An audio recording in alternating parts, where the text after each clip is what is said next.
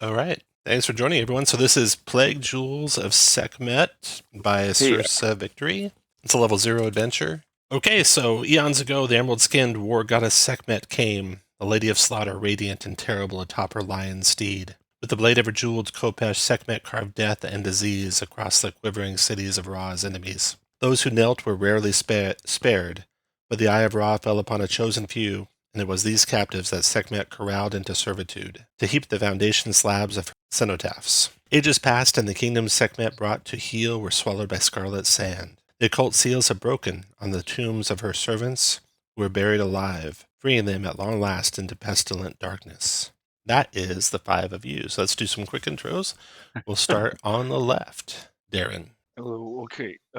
Darren is a guy coming from a barbarian tribe. When he was alive, aspired to become a bard, but he was he didn't raise in civilization, so he was trying to become a bard when he was alive. All right. Then we have Eltar. Eltar is a short little halfling who loved to grow plants and work with herbs and medicine. He was corralled and swallowed up, and now he's just fighting to get out. Glindril. Gallandrol's the son of an elven guard. His father was charged with being the honor guard to the queen, but Gallandrol used his station to sneak into the queen's gardens to show off to a young lady, but that was restricted, and for that he and she were banished. So, and all he has with him is his dagger and a pole. So that's his sad story. Okay. And then Rana. Rana is and always has been sort of the runt of the litter. He was expelled from his expelled from the orc tribe that was his father's for being small and puny, and so he's never been well nourished. Has always been kind of sickly, and he's just trying to make his way in the world. With a con of 3. With a con of 3. Torsen. Torsen is this grizzled, middle-aged dwarf, face tattoos, wielding a crowbar, and he was a criminal and banished by his clan for his criminal ways, and was just trying to survive. All right. This is a 1-session tournament gauntlet for 0-level characters. You'll use these characters throughout. They can be reborn up to 3 times, so you can have basically 4 chances. Every time they're reborn, your constitution could change. We'll roll for that. God, I hope so. You take on the role of servants buried alive long ago in a cenotaph you were forced to build for SEKHMET, goddess of war, plague, and healing. The preservation magic on your sarcophagi having faded, you emerge into the lightless ruins of the structure you erected. With your memories blank and throats burning with plague, you must navigate the haunted cenotaph, find a remedy for your rotting disease, and escape into the sunlight. You have 3 hours of real time to do this within. And is there any questions before I start the clock? All right. So you spill out into this room here. It's dark. One of you has a torch and flint and steel. Would you like to light it? Yes. Okay. You light it up. So at 11 after the hour, we're starting, and you'll have light until 11 after the hour. So you're probably looking for more light somewhere. This first room that you start in, you arise from your sarcophagi. You're stiff. You're sickly. You see ancient equipment scattered in the nearby rubble, and you pick it up, and that's what you begin the adventure with as far as your equipment. There are 2 statues you can see to the south. They both depict lion-headed warrior women. One to the left holds up a staff with a ruby headpiece. There's a beam depicted by that red line. Let me ping you so you make sure you can see where you're all at. A beam depicted by the red line, which shines from the staff on the statue into a portal in the south. The other statue, its hands are empty, as if they might also hold a staff. All right, so we will just go around the room, and we'll start with Darren. What would you like to do, Darren? So you can take your movement, pretty much anywhere into the room you want to go, and an action. Is there anything else on the left side? Like, was there something else? Anything else on the left statue? You want to check it out? Yeah. Okay. Go in to inspect that left statue, It depicts a lion-headed warrior woman, holds up a staff with a ruby headpiece. You have a choice here. You can take this staff. Yeah, just draw this for you. All right, so you look in here, zoom in on to the left. You have a choice. You can take the ruby staff if you want, Darren. You can fire it as a wand twice using your intelligence or your charisma. DC 12 spellcasting check. It deals 2d6 damage to a nearby enemy 30 feet of you. However, if you take damage while carrying the staff, or if you fall in a pit, there's a 1 in 3 chance the staff will break. Okay, Other than cool. that, you don't really see anything else you can do with it. Okay, then I'm taking the staff. All right, you take the staff. Next go will be Eltar. Eltar, you want to do anything? Harlan, you're muted if you're talking. Oh, all right. Sorry. So now that we have some light and we can see that there's a missing, something possibly missing from the other statue, I would like to do a search on the room to see if there's any other items that could have fallen over the years. Gotcha. So investigation. Okay, no, you don't have to roll. You successfully search the room. You find no other items amongst the rubble. It does look like that statue, the other one, has its hands in a way similar to the one that had the statue, the staff that Darren just took, but there's no staff in the second one. And then next goes not here. Galendril. What are these? This indicate on the ground? Rubble. These things. Yeah, those are rubble. Just rubble. Yeah. And The squares, the rectangles, are your sarcophagi that you all spilled out of. To the west so is maybe some sort of door. To the south is some sort of doorway, and there's 2 statues. And all the sarcophagi are open because we came out of all of them? Yes, that's correct. Okay. All right. I'm going to move up to the statue and put my 10-foot pole in its hands as if it were a staff. Okay. You do. Nothing happens. You can take it back if you like. Rhonda, your turn. Yeah. All right. And that, so when he takes the staff, does that beam go away? It does, yeah.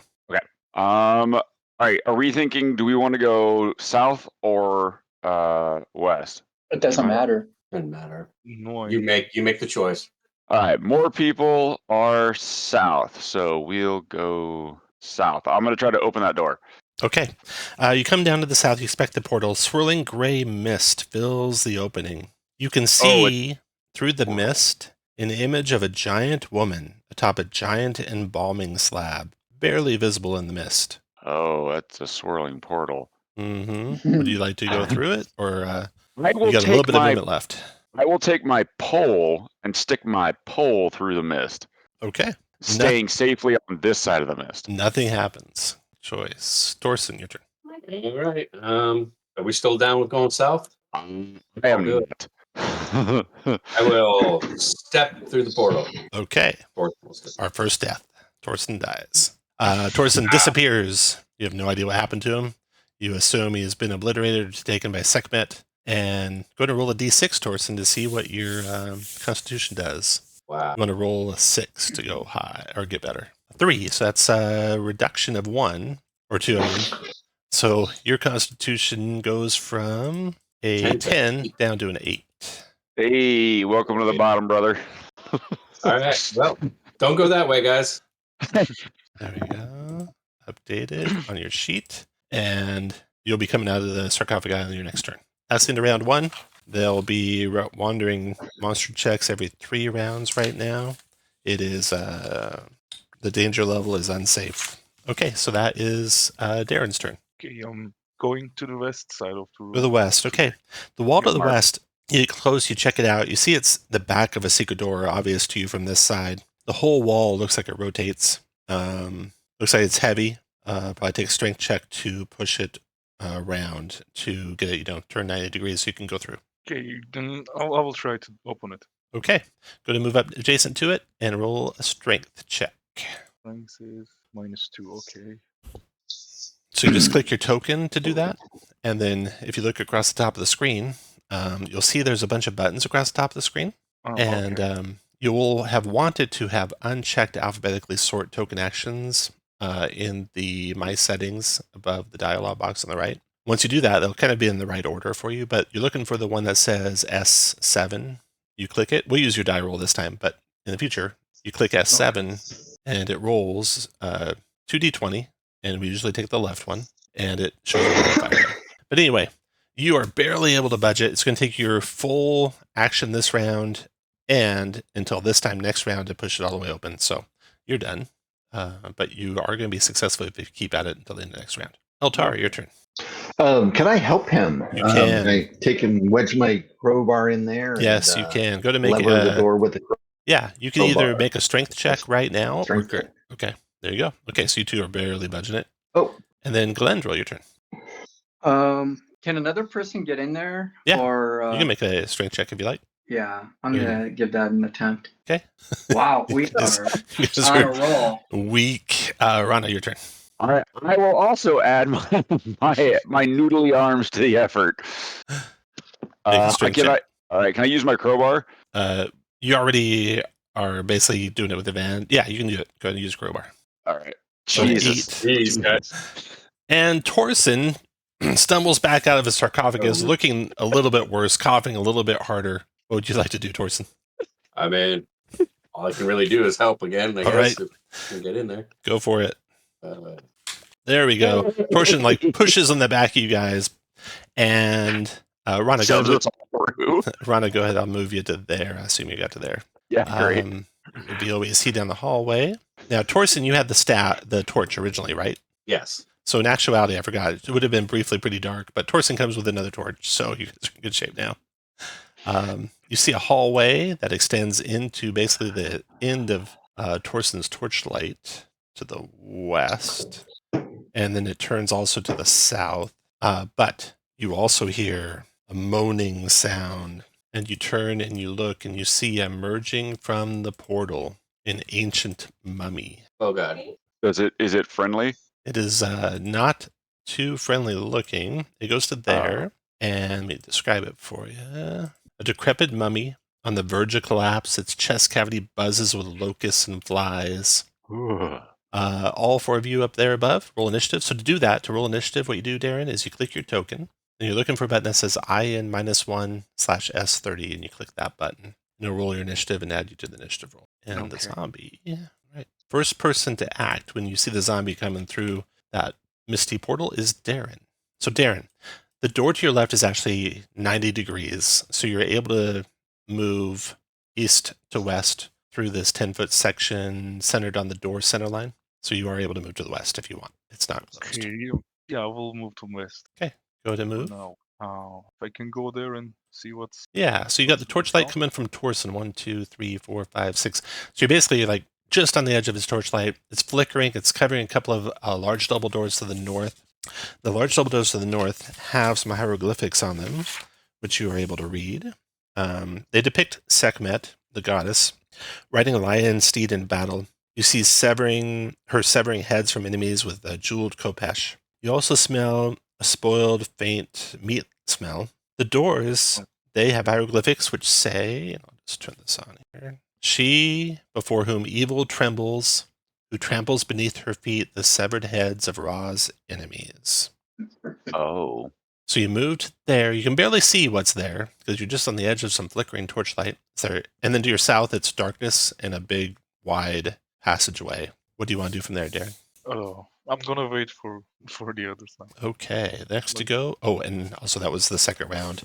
And so no warrior monster encounters on that second round. And next to go is going to be Eltar. I'm going to take a shot at it with with my short bow and then move back. Okay. 15. Do you have a short bow, Eltar? I think you have a crowbar and a grappling hook. Yeah. Yeah, I have a crowbar and a grappling hook. You can use either the crowbar or the grappling hook as an improvised club. So yeah, no, I'm gonna I'll just sort of step back and move to here. All right. So yeah, if I pick up a short bow, then I'll note that. All right. Yeah, he's gonna move to there. Okay, the mummy steps forward to hear Torsen. Crap. Dying again. The mummy steps up to there.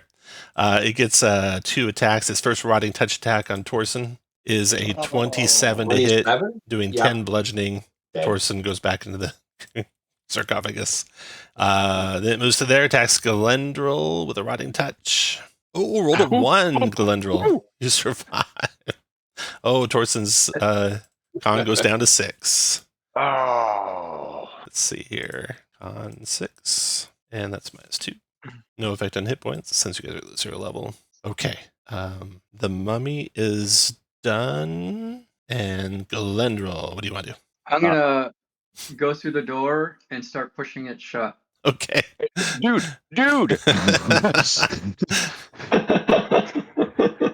Make a strength check. Oh, yeah. It's barely moving. Rana, Can I use my inspiration?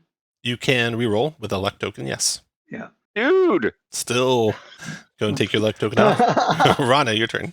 Good. Okay. I am going to run so fast you actually hear that cartoon like what running noise. Uh-huh. Now, and I should point out, everything's dark, dark. again. Actually, no, Torsten's flickering torch is on the ground, like underneath the mummy's feet. Can I grab it? Yeah, you have to move over there, 5 feet. Can I grab it without being attacked? Yeah, no provoking attacks in ShadowDark, so you're good. Oh, thank all the gods above and below. All right, I'm going to move. I'll move 1, snatch up that torch. Okay. And then 2, 3, 4, 5. Is that my movement? Yeah, and picking up the torch is free, so you can dash if you want. Yeah, I'll move even farther over this way. Okay. So we can see what's down this hallway. Very good. Let me show you guys what's down that hallway. So there is, to the west, a set of doors, further west. To the south is a grand gallery. Your torch is shining out over like sand. So where the ground turns gray, you see sand. And this is a grand gallery. It's very, deep with shadows. You can't see what's there, but you feel like there's giant looming figures in there, or construction or something in there. You just can't see from there. What else do you want to do, Rana? I think that's it. I'm good. Torsen, the third. Yes. All right. So Torsen's gonna move over here, and well, we're all dead either way. So I'll use my advantage, or I guess I don't have to until after I roll. I'll try to close the door. Okay. Roll your strength. Oh, actually, I have advantage because I'm using. Oh no, would I get advantage for my crowbar? You would. Yeah. You're like jamming into the floor and pry the door shut. You're 14. You're 15 with advantage is going to let you shut it this turn. As it's slamming shut, however, you see the zombie crumble into dust on the ground, and you see a jewel roll across the floor. Oh. Wait, no! Well, okay. I'll let everybody. That's my action. So, and if you just want to go back in there and get it, let's show you what this jewel looks like. So, if you look over to the right here, this is a plague jewel. SEKHMET, goddess of both plagues and medicine, was feared for her wrath as greatly as she was adored for her succor. It is within these enchanted jewels that the duality of the gracious one is imbued. Whoever's going to get there first is going to be able to pick it up, probably. Probably Darren. Darren, you want to go pick that up? Yeah, if I can. Let me real quick, though. That's the end of the third round, so I need to roll a wandering monster check. Hold on. We may not survive. Yes. I got stuff, guys. Don't worry. Okay. It's be a 1 on a d6. 70%, d6 roll. Okay, no wandering monsters. Now back to you, Darren. You want to go over there and pick that up? Yeah. Okay. You may choose to either swallow or shatter the gem at any point in the future. If you swallow it, your current and max hit points increase by 5 for the duration of the gauntlet. If you shatter it, you get one of those 10 powers that are listed in this table right here. Okay. I'm not gonna use it for now. I'm just gonna pick it. Okay. Or maybe someone else can use it if wants. So you move your speed over there, you grab the gem, you can move again with the dash action if you want to move your speed again. And then after you is Eltar. So the door was like almost shut. You guys haven't actually shut it, so you can still come and go through it. Torsen, you can choose when your turn comes up as a reaction to finish shutting it before you take your action. Eltar, go ahead. So Eltar will take and 1, 2, 3, and so he'll move to this and just look to see what these statues are. These are big. The stars are statues, right? Right. Yes. So before you is some sort of grand chamber, vast and black. There are 2 towering statues to the left and right, depicting SEKHMET, the lion-headed goddess. Searching that one, you don't find any secret compartments or anything that moves or anything like that. And Galendril, your turn.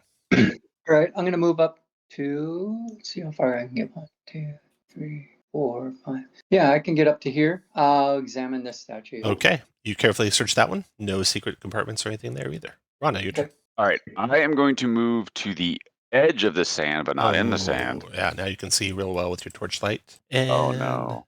see what you see. 1, Come on, 2, 3, no 4, way. 5, 6. Door out. Door out. There. Okay. Is it a So- pharmacist? You see the grand tomb, vast and black. Pillars support the ceiling that recedes into shadows overhead. Those are the black circles. The walls are partially collapsed. You can kind of see that on the right-hand side of the map there. Quicksand covers the floor of the tomb. You see chariots half swallowed in the sand. There's an idol in the very center of the room, the big starred circle there. It's towering. It depicts SEKHMET with her lion at her feet. It is made out of what looks like beeswax, and inside the beeswax are preserved corpses of beheaded kings and queen. 3 of them, 2 kings and 1 queen, suspended within. To your right, on the left-hand side of the map, you see a caved-in passage, and then further down, you see a passage sealed with a massive block. Looks like the block could be lifted up into the ceiling. There are great doors at the very end, straight across past the huge statue of SEKHMET. Looks to be funerary urns standing in front of the doors, and there are hieroglyphs on the doors which you cannot read from this far away. And that is it. The doors are flanked by statues of lion-headed warriors. Now you use the word quicksand. Yes. It's Like- definitely unsafe looking. So your speed will be halved crossing it. You'll have disadvantage on any dex checks you make while you're doing anything in it. If you roll a 1 through a 3 on any attack or any check, you'll be swallowed up by the sand. Oh, that doesn't sound like a thing I want to do. Okay, so I will spend a moment just admiring the beeswax statue there with its gross and contents. Okay. We still have another door to the west. Yeah, I'm gonna. I'll just move. I'll just move back up here. Okay. And just holding the torch aloft for people to see what's going on with these doors. I'll tell the folks there. I'm like, hey, the sand does not look stable. Like I would not recommend trying to hoof it across that. All right. After you is Torsen. All right. Do you want to shut the door the rest of the way, Torsen? Yes. Okay. Door is shut. And that was free. You can do your rest of your stuff still. Oh shoot. Well, okay, never mind. Yeah. Then I'll double move, but I won't be able to Open those doors. Okay, so you're ready to open those doors. That round's over. That's into the 4th round. No wandering monster checks this round. Next to go is Darren. Okay, I'm also gonna check the door on the way. I have a quick question. Yeah. If I shatter the scam, am I able to cast this spell just once, or do I gain it? If you shatter the plague jewel, it is a one-time effect. Well, Okay. yeah, it is a one-time effect. Yep. Okay, and I'm going west, and Okay. Then you want to inspect the doors, you said? yeah. Okay. You inspect these doors.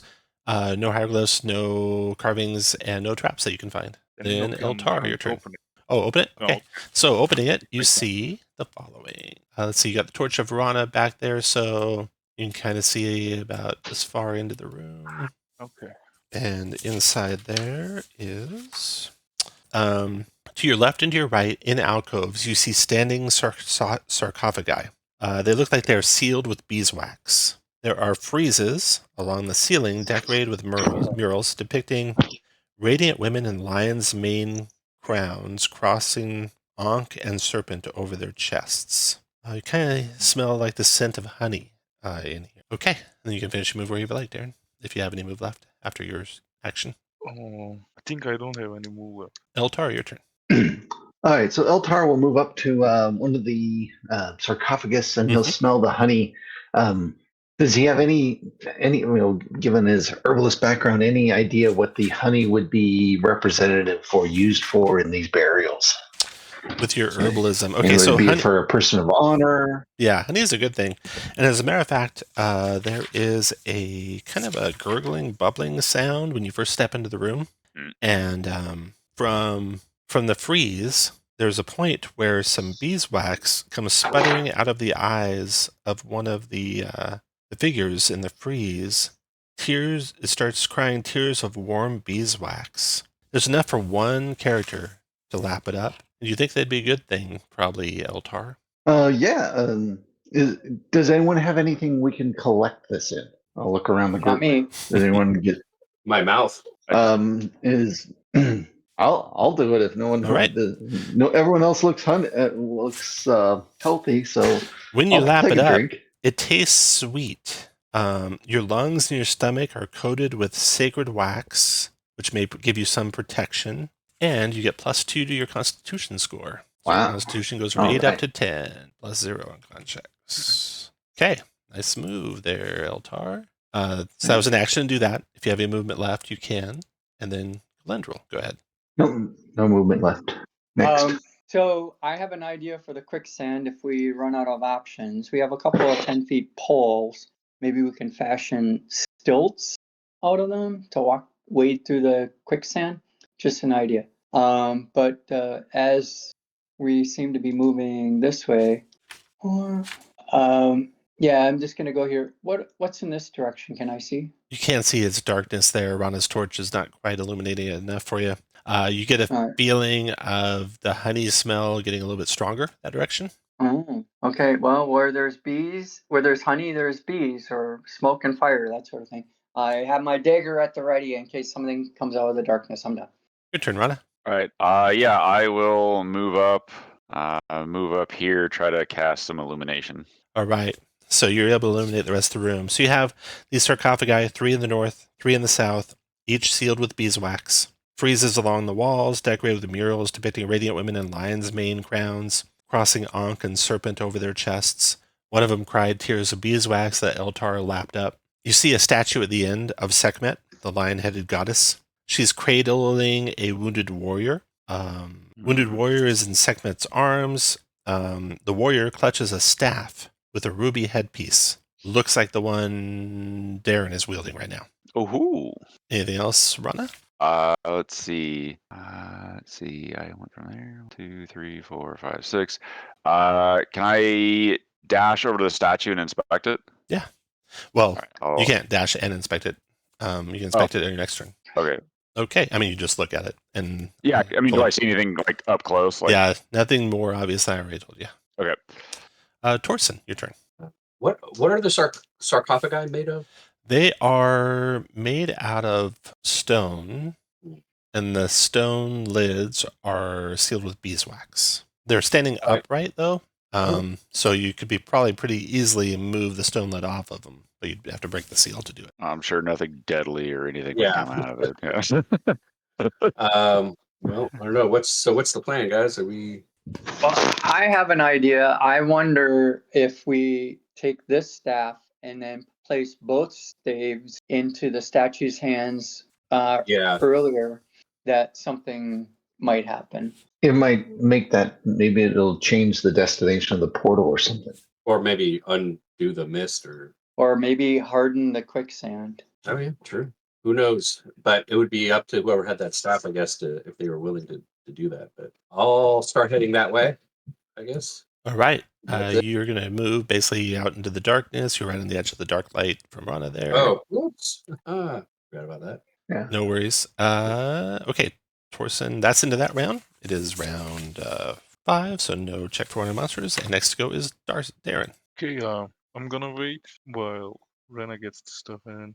I want to go there to this door and try to listen to the door or try to look beneath the cracks to see if something behind. Okay. I can see. Searching the doors up there. You, of course, see the hieroglyphs. You do notice one odd bit. You can't hear anything. You can't see any light under the doors. The sandstone floor in about a 10-foot square area in front of the door seems unusually free of debris. Mm-hmm. Unusually free of debris in front of those doors. No sound, no light, no. There's a faint odor, a faint spoiled meat odor, but that's all. Oh, let's go ahead and keep those closed. You can finish your movement wherever you like. Eltar, your turn. Eltar will come up here and try and inspect that stone. Okay. You said that there's one Yes. that's really clean. The trap stone. Yes, there is, you think, some sort of pit here. If you had something you could jam into it, like a crowbar or a dagger or something, you could try to disable it. Yeah, I'll take my crowbar and try and disable it. Okay. Yeah, you just jam that in there, and you think you'd hold the doors of this pit up. All right, so that's done for you. You can finish your movement if you have any left. Galandro, your turn. Has anyone taken the staff in the statue over here? No, the staff is still there. All right. 1, 2, 3. Can I grab it from here? Yeah. So there's the wounded warrior in SEKHMET's arms, clutching the staff with the ruby headpiece, and you grab it. All right. And you can finish your move too if you want to. I pat him on the head and say, there, and then I move. You can even dash because it's free to grab it. Oh, okay. 1, 2, 3. Your turn, Rana. Yeah, I'll just move up with everybody. Okay. Then Torsten, your turn. I'll start heading towards. Well, I guess we got to open this. You got enough light? Yeah, you can go open that door if you want. All right. Yep. Let's do that. Okay. Strength check. Yep. Got my crowbar, so it should be an advantage. Yeah. 16. Yeah, you throw that door open, so that door is sitting open right now. You can finish your movement if you have any left. Oh. No, I'll stay here.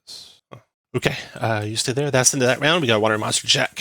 So, Torsen, D6, and you get a 6. It's only on a 1 that you guys got a water monster, so you're good there. That's the end of that round. Next to go is Darren. Okay, dashing toward the next room. All right, door is open, so you move on through. I'm gonna wait for the others. Just gonna put this bar. That's the door open for your guys' reference. So you dash on in, Darren, and then Eltar, your turn. All right, Eltar will move up to here. And then Galandril. Okay, dashing as well. Then Rana. Yep, I'll move into the room there, provide light. And then Torsen. Actually, I could have put the staff in the one statue's hands at this point. Okay. Do you have enough movement to get all the way? I do, but Darren's in the spot that I would land in. Okay, you can move Darren out of the way. I mean, Darren, you can move out of the way if you like. All right. Sure. Okay, so you get to there, put the staff in the hands. A forked beam of fire arcs out from the headpiece of the statue. One firing, random character roll.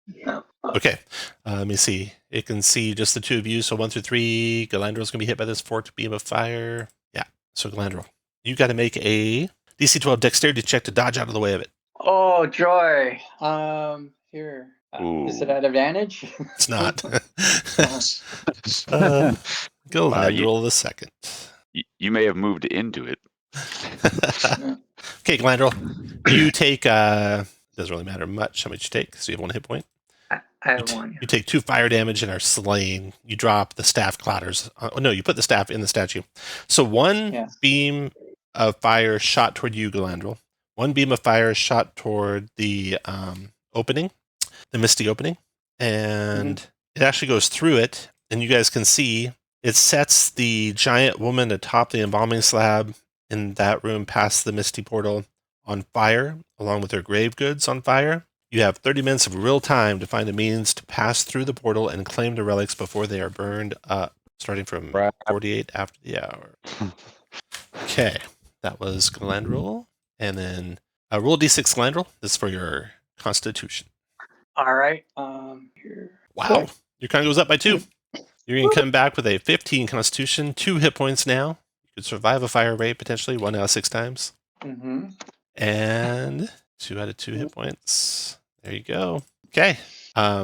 Worth it. Worth it. Galandril the second. Torsen, your turn. So the situation now is there's a staff in the hand over here. It is not shooting a beam continuously toward the arch. In fact, it's lying dormant now. Nothing happens now. But the other staff hasn't been put in yet. Is that correct? Correct. I'll just move in and wait, I guess. Okay.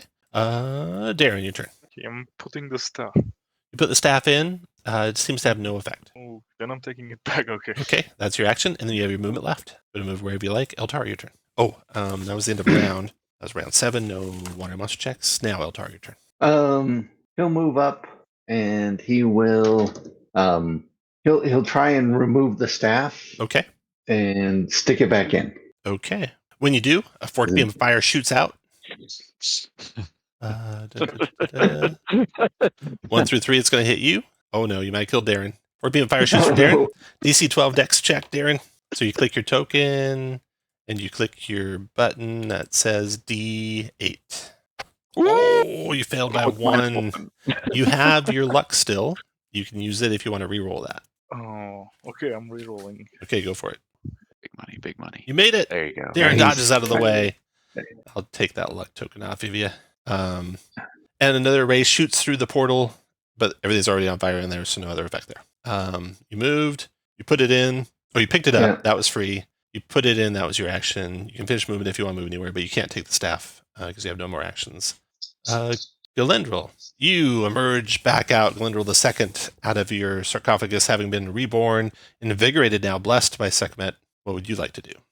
So after they put that second staff. So right now the situation is Darren has the staff in his hand, right? Darren, you didn't leave it in the statue, right? Yeah. Okay. Darren has his staff in his hand. The other staff is in the statue.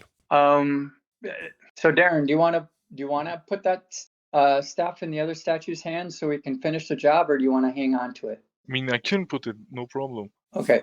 Do you mind if I come and take the staff from your hands and put it into the statue then? Sure, no problem. All right, I do. Okay, Galendra, you take the staff from Darren's hands. Roll a intelligence check for me. Intelligence? Yeah. Who said we needed intelligence for this game? Ooh, an 11. You feel like this staff weighs more than the one you had been carrying from the other statue. Weighs more. It weighs more, yeah. So it's not exactly the same. It might not be exactly the same. Switch them. Oh, all right. I hand it back to Darren. I suspect this is not this other staff. It's not the staff we need. This one's different somehow. Okay, so you came over here, you took Darren's staff for free, you handed it back as your action. You can finish your movement if you like. Rana, what do you want to do? Well, I'm definitely not going to touch that other stick. Yeah. I mean, do we want to venture forth to see if we can find one that weighs the same? I mean, really nothing else we can do at this point. All right. Or is there anything missing? Is there anything missing? Is there anything that's any components that are to the one? Yeah. So looking at the two staffs, missing. Who's that asking, Harlan? Make a. Well, actually, it's not your turn, but you could definitely inspect the two and do that kind of thing as an action. Rana, what do you want to do? Yeah. I mean, I guess I'll. So, do we want to stay here for another turn, or do we want to move on? Clock's ticking. I think we should move. Yeah, let's move because in like 20 minutes this torch goes out. Okay, Rana, go to move. Yeah, I'm gonna move. God, we're not opening the rotting meat door, but I'll move. I'll move here. I guess we're gonna have to. Oh man, try to get across the stupid quicksand. All right, yeah, I'll move. I'll move here. With just to shed some light. Okay, Torsten, go ahead.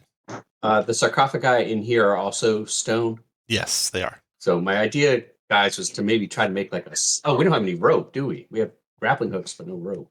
Yeah. Okay. Yeah. Then I'll just head over towards the quicksand. Okay, that's the end of that round. Let me see if there's one on your monster. D6 on a 1. Oh. Given that there's one, let me see what the water monster thing is. First of all, roll a D6 again. See what you get. Maybe it'll be a wandering pharmacist. Before this happens, you guys can all regroup. So Rana and Torsten, stay where you're at. Galendril, Eltar, and Darren, you can all move to wherever you want to be standing. Once everyone's happy where they're standing, everyone please roll initiative as a skeleton rises up out of the quicksand here and attacks. Oh no. I attempt to look as non-threatening and alive as I can. I only have a 3 constitution, so it's not hard. There's one person I know have initiative for. Galendril. Go to roll your initiative. Oh, sorry. All right. Then first attack is going to be Torsten. Okay, Torsten, you see a skeleton rise up out of the quicksand here, coming for you guys. It's got a what kind of weapon do these skeletons have? Let me double check. You might actually be able to grab a weapon. Nice. The remains of an unfortunate mortal who perished escaping or exalting the goddess SEKHMET. It is carrying a rusted weapon. Probably would do a d6 damage, it looks like. All right. Well, I'll rush forth and attack. I can use my crowbar as a club, right? You bet. Yeah. That'll be my weapon of choice. A 9. Or 9 is a miss. can I use my reroll? Yeah, sure can. Gonna reroll. Let's do it.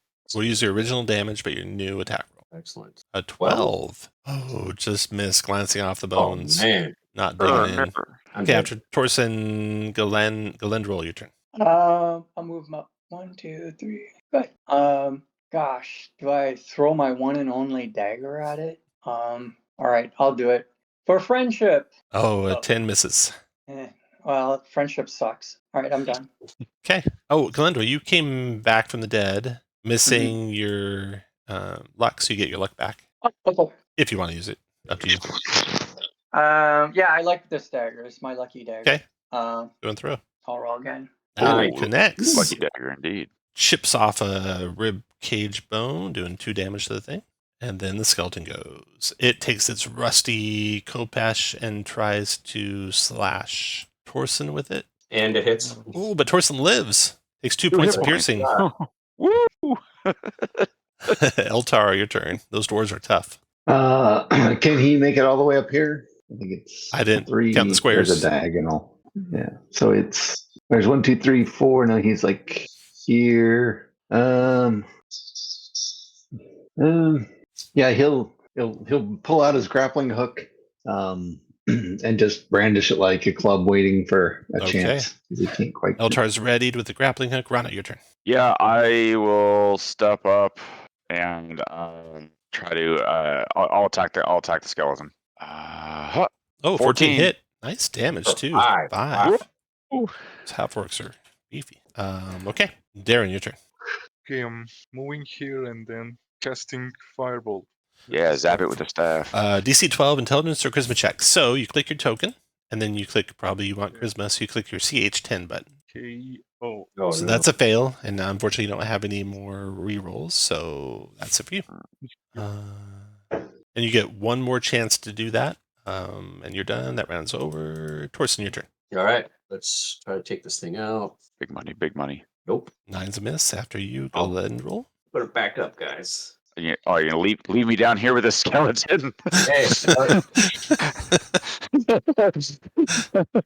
Galendril, your turn.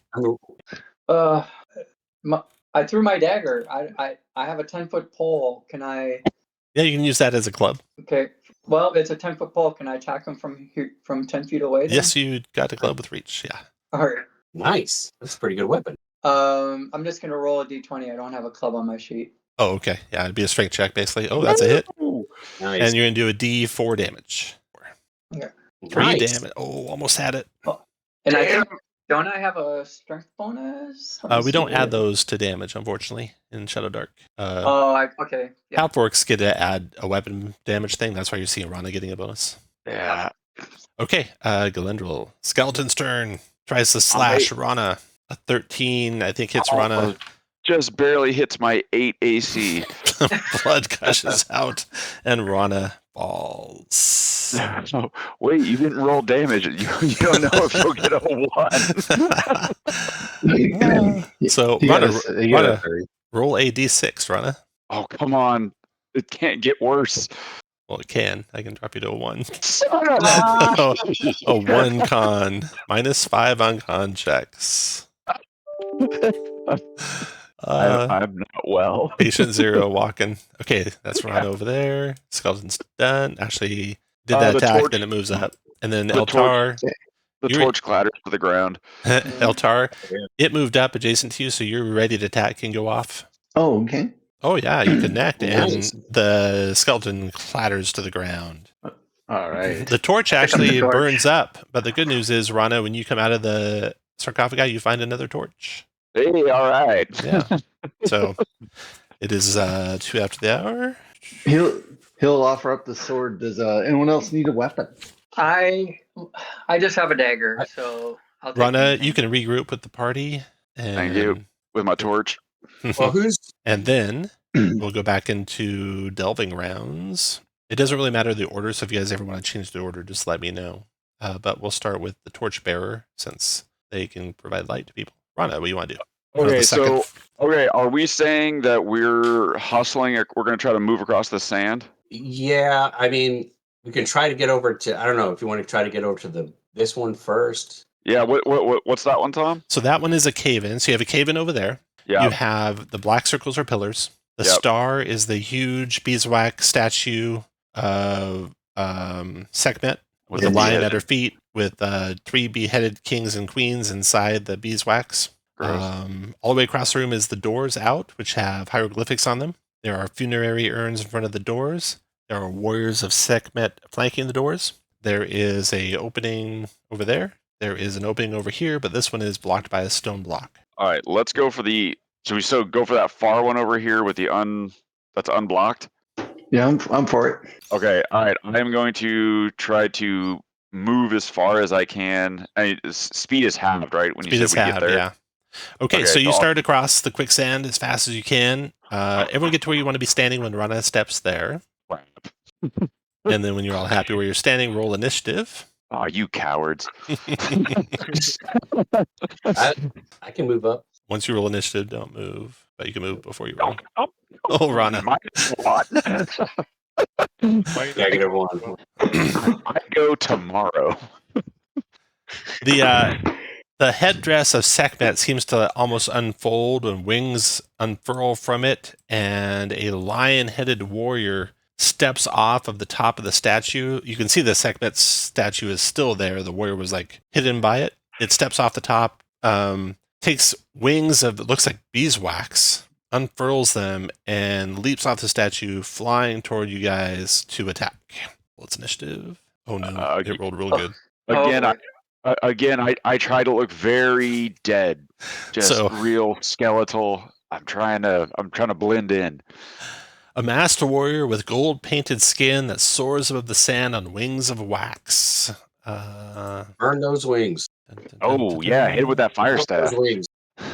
And the first thing it's going to do, Kill all of us. it throws a skull, probably one of the skulls of the beheaded kings inside the statue of SEKHMET. Oh, gross. In a near-sized cube, that's all of you. You all have to make a DC 12 Constitution check, or you're going to take some strength damage. So, and you're also going to lose time on the delve. DC 12 Con check. So I got to roll a 17 to make this happen. Yeah. Not a 17. I rolled a 1. Okay, Eltar, you made it. Nice. You're the only one, I think. Yeah. Darren made it. DC 12, Darren made it. Galendril, you're just shy. Rana, do you want to re-roll? No, I have a -5. Okay. To mine. Yeah. I don't think I'm going to make it. So 3 of you failed. So the time limit has dropped to 2 hours and 45 minutes. You lost 5 minutes for each person that failed. The 3 of you that failed each take D6 strength damage. So Rana, your strength is reduced by 5. So you now have a strength of 6 and a con of 1. -2 on your strength as you're just racked with plague. I'm joining the other team. You know what? And then let's see. It's a skeleton. Kill it. Torsen, you took. Oh, sweet. Not that bad. Torsen, you took 1 strength damage. Not bad at all. So you're still a 14 strength. No change to your modifier. And then the last is Galendril. You take 4 strength. So your strength comes down to a 9. You go from +1 to -1. And Galendril, that's going to affect your club attacks. Be -1 now. Your dagger attacks are unchanged. If you were to attack unarmed, it'd be -1. Well, got that updated for you. And then the other person that lost all their strength was Rana.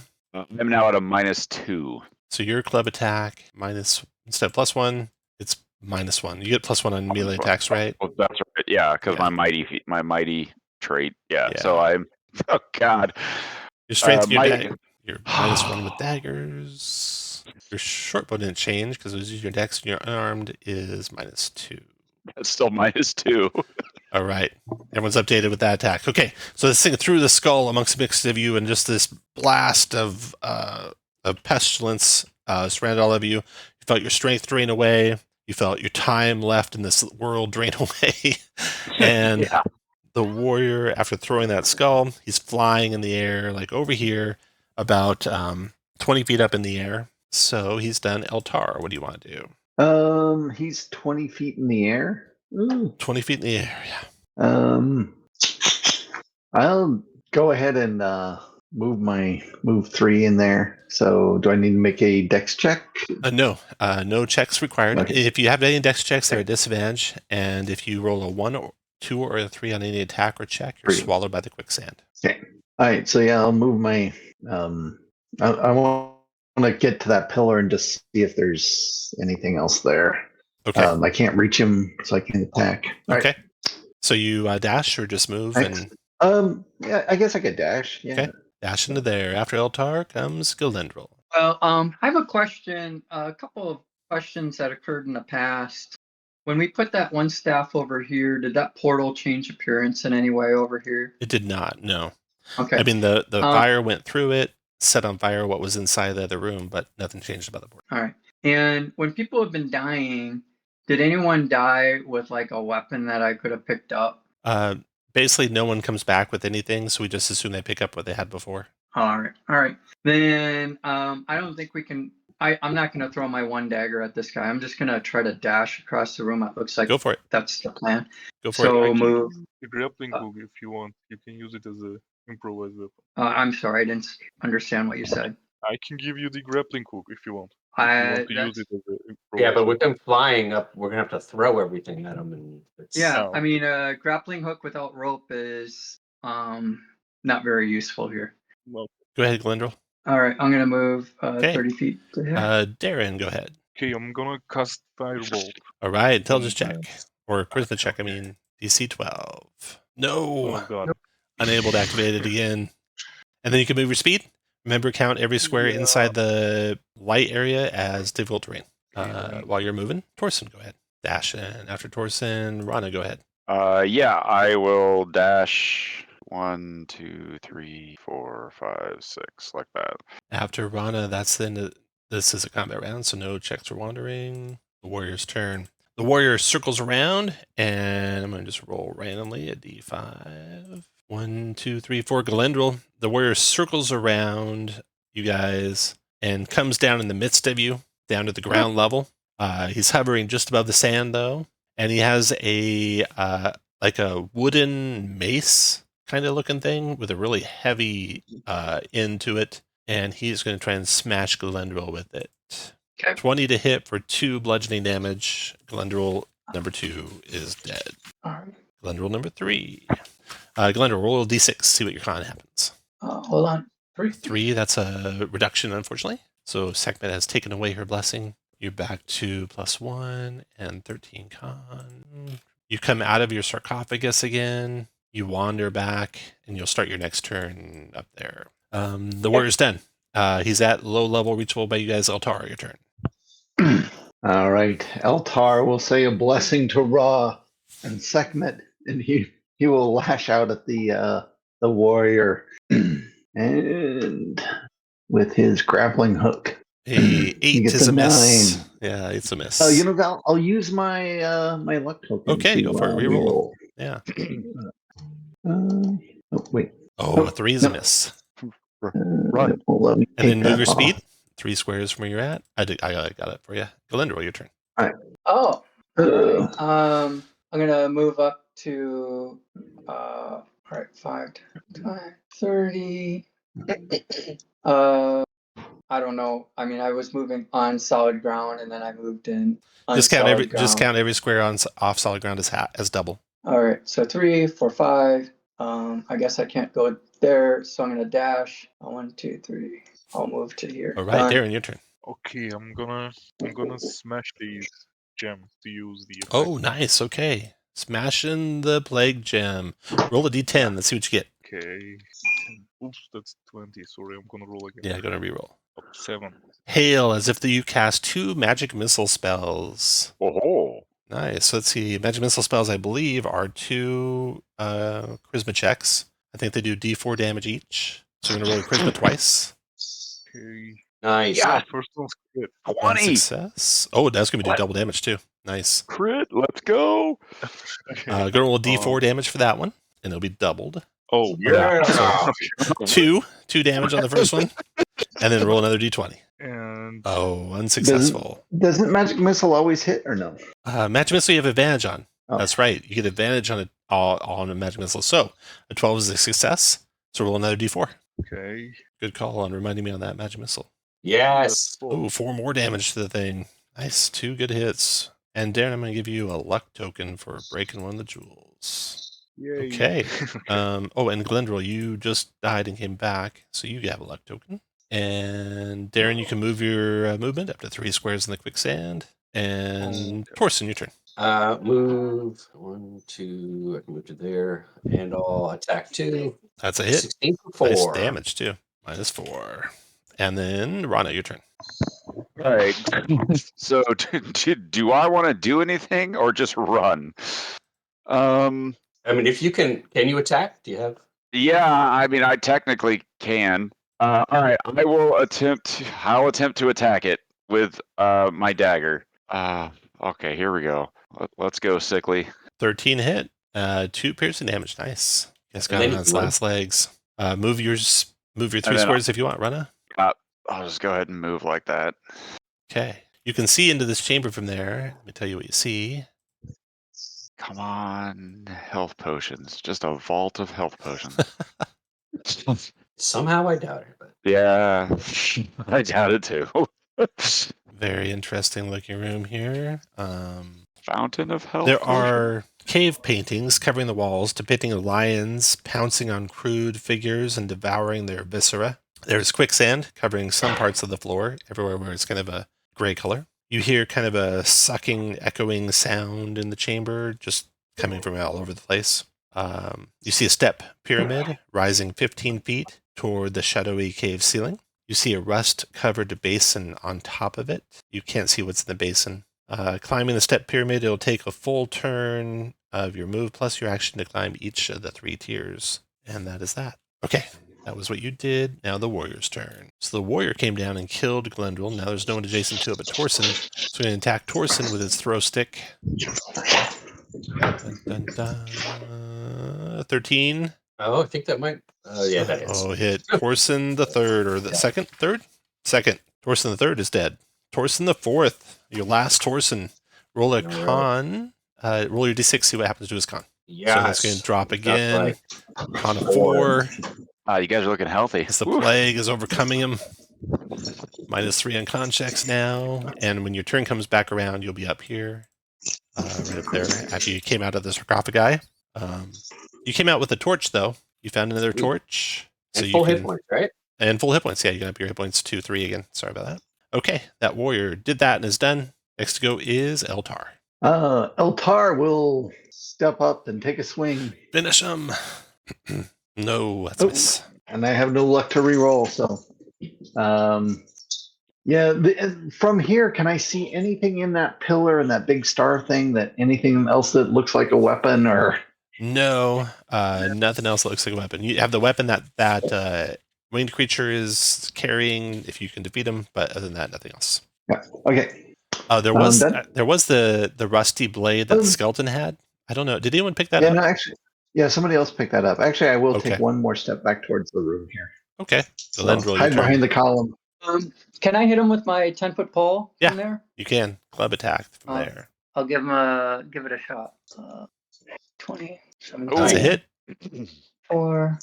You catch him right in the gut, and he falls over. Yes. Die. Die. Let me show you something. Don't finish your turn yet. Let me show you something before that.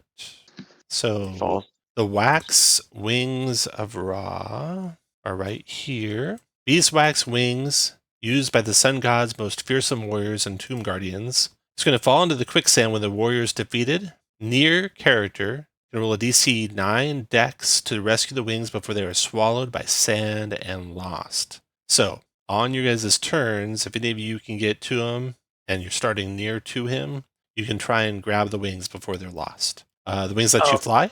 Go ahead. Can I do that now? You sure can. All right. Give it a shot. You can do it. Maybe. Go ahead and move up adjacent to him and then make your DC 9 dex check. There it is. Done. You grab the wings. Yes. You can fly. You can put them on. You can fly. If you're hit by fire damage, there's a 1 in 3 chance they melt. Okay. But now you can fly. Moved, 10 feet to get to there, and now I can fly. Yeah, so now you can ignore the difficult terrain. 1. You can also 2, grab, if 3. you want, his throwing stick. Oh yeah. Good. Yeah, Grab I want too. that. Okay, so let's see. On your So I turn, moved. you attacked, you moved, you picked up the wings was free, so you can't get the throwing stick too. Oh, okay. There's a throwing stick over here. Someone grab it. Okay, And your turn is done. You finish your move I'm though. just gonna. Yeah. Darren, go ahead. Oh, sorry, I was on mute. Okay, I'm catching up with the rest of the party. Move into there. Okay. Torsen, go ahead. I'm just, taking this guy off, but he's just 1 square east of the statue is where that throwing stick is. Well, I'll just double move and Double moving? can I pick up the as a free action? Pick up this. Yes, you can pick up the throw stick. So the throw stick is, let's see, what's the throw stick do? It has far range, does D4 damage. So it's basically a club you can throw far. Sweet. Yeah. Does Okay. it come back? No, it doesn't come Oh, so it's just a stick. back. All sticks are throwing sticks. Okay. Okay. Let's see. We did Darian. That was Torsen moving. Rana, go ahead. All right, I will. I'm gonna move into this chamber here, Okay. so I can go 2, 3. I'll just in the interest of keeping light for the party, I'm not gonna move too far in. I'll just move. I just want to get out of the stupid sand. Okay. I'm gonna do a wandering monster check here real quick. Oh, everyone regroup behind Rana, wherever you want to be standing behind Rana. Perfect. And then, all right, cool. When you get to there, you hear a grinding noise coming from behind you. You look back, Torsen, you can just barely make out that this block over here has risen up into the ceiling. And now the passageway is clear. So, passageway Nothing beyond comes it. out. Wait, that's Nothing all comes that out. Nothing comes out. It just lifts up. Wow. Oh my God! Haha! Rana, coming in for the luck. Okay. Just this withered husk of a person's all so lucky.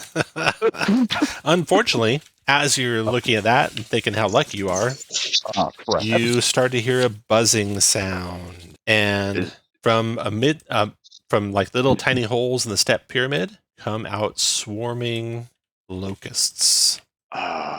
Oh, that is unfortunate. These things, a swarm of scarlet locusts from an apocalyptic age long since buried. Everyone, roll initiative, please. What's the plan here? Are we going to try to run? I would. Yeah, I think we should run and close the door. What caused that block to lift? I missed that part. No idea. Wandering monster check. It sounded. Oh, okay. No yeah, idea what so, caused it to lift. Yeah, let's run and close the door. There's no door to close. This is just a cave. An opening. Oh, The first swarm Yeah. flies down to Rana. Oh no! Tries to bite Rana. Does a 7 hit. No, I have an 8. Stupid bugs. All right. That swarm's done. Darren, your turn. Okay. Run. Yes. Yeah, I'm gonna run. While running, Can I grab one of these urns from there? Yeah, it's free action to grab it. Carry it. Okay. I'm grabbing one and keep on running. Okay. You can also see the hieroglyphics from where you're at, or you're close enough. So let me those out where you can see them. The hieroglyphics on the door say Mistress and Lady of the Tomb, the Gracious One, Destroyer of Rebellions. There are also some great symbols, like sealing the door. There's a serpent and an ankh. And then finally, you notice that the urn, it does not have hieroglyphics on it. Instead, it's got the ancient flowing script of a conquered sea people. And it's filled with congealed, let's see, wait. 1, 2, 3, 4, 5, 6, 7. Roll a 7. Or re-roll 8s. Okay. It's filled with, looks like maybe congealed ink of some sort. Anyway, you get to there. And then Torsen, your turn. I will throw my throwing stick at that swarm. Okay, go for it. Put in your club button. Button. The thing is, it can use your strength or dex, but your strength is better, so strength is good. Yeah. All right, 14 is a hit on the swarm, doing 2 bludgeoning damage. You knock a bunch of them out of the air. Okay, and then I'm gonna run. All I right. just want to see like how many hit points they had roughly. All right. Difficult terrain and across the quicksand out there. Then the swarms eat up your friends. Or try anyway. 1, 2, 3, 4. This one comes here and attacks Galendril with its bites missing. And then this swarm comes here. 1, 2, 3. Attacks Eltar with its bites. Oh no. That'll hit. 16 on Eltar. 2 points piercing damage. Eltar, your first death, I think, right? Yeah, it is. Yep, first death. Back to the crypt. Eltar, 1 death. Okay. And So Eltar, go to roll a d6 and see what happens to your con. Ooh, 5 stays the same. And you're going to start your next turn when your next turn comes up right over here. Okay. And swarm's done. Rana, your turn. Yep. Just running. Go for it. Let's Just count every see. gray square as 2 squares as you run. And then the next swarm comes off the pyramid. 1, and then 3, 5, like that. Oh, I'm gonna dash. Gets there, attacks Galindril. An 11 Galindril. I don't think that I have a high dex. Let's see here. Yeah, 13. I missed you. Good job, Galindril. Yeah. Okay, that swarm's done. Galindril, your turn. Fly. Yeah, well, yeah, I'm gonna fly. All right. You fly at gonna- the same speed as your move, so you can fly, 6 squares with every move or dash. Yeah. Can I move here, grab a couple of these? You can grab one. jars? Yeah, they're big Yeah. funerary urns, so it takes both your hands to carry it. All right, Let I'm me gonna roll a grab one of d6 those. here, and a 1 something might happen. Nothing bad happens to you. Looks like it's filled with congealed ink. 4, 5. Can I still dash? Yeah, because it's a free action to grab it. Yeah. Okay. Okay, the swarms don't follow out of there. Nice. Well, So whatever that basin was at the top, it's staying there. Eltar, you can regroup. You can move down adjacent to any other character for the start of our delving rounds. So, Tom, what was you said at the base of this statue?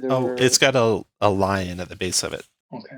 All right. And this is where we're going to take our first break. So we are 31 after the hour. We started at, didn't start till 23 after the hour. So you've only used up 1 hour and 8 minutes of your 2 hours and 45 minutes until you die of the plague. And this time when the break doesn't count. What was that? I said, am I not already? So let's take a 10-minute break. Come back at 40. Let's come back at 42 after the hour. You have until 11:19 a.m. Central Standard Time to finish. So about an hour and 37 minutes from now. Your time, you think, for that room beyond the misty portal, you think what's ever beyond that portal is burned up now from how fast it was burning. Oh. I think, double check and make sure I have this right. Eltar's died once, Torsen's died 3 times. Is that right? And Galindril 2 times and Rana once? Yeah. Okay. Here we go. Back into rounds here. We'll start with, and we don't really need to worry about torches. Several of you have come back with extra torches, so you basically will have enough torches to not worry about that. And there's a couple of them among you to light up the way. So in delving rounds, we'll have Galindril go first since Galindril's front. And let me show you what you see in this room, Galindril. It's a door, right? Oh no, it's a room. Okay. It's a big room, yeah. Okay. So this Is that room a ahead. fireplace? What was that? A fireplace? Kinda? No, not exactly. I'll show you what you see there. Oh. Okay. So this place has friezes depicting women dancing and making beeswax statuettes. There is a pit. The whole northwest corner of the room that's grayed out is a pit now, not quicksand. And it's littered with husks of giant bees and hardened strands of honey, kind of like webs of a giant spider. There's a chest in the south wall, that thing that looks like a fireplace. It's made of polished sandstone. It's set in the south wall as if it's held up by 2 lion-headed warriors in profile. There is a giantess's arm writhing from a crack in the northwest wall of the pit. It's wearing clattering bracelets. Its skin looks like there's patches that are still golden. It used to all be golden, but now it pales with disease. It asks one of you to step forward, though, so that she might caress you. Okay, so to recap, you have the chest held by 2 giant lion-headed warriors of SEKHMET. You've got the bee husks and such over here. You got the giant arm reaching out of a crack in the wall here, asking you to let it caress you. And Galindril, you go first. I could use a caress. I really could. I'm gonna fly over there and say, "Caress me, baby." Okay, you can actually get to the hand from there.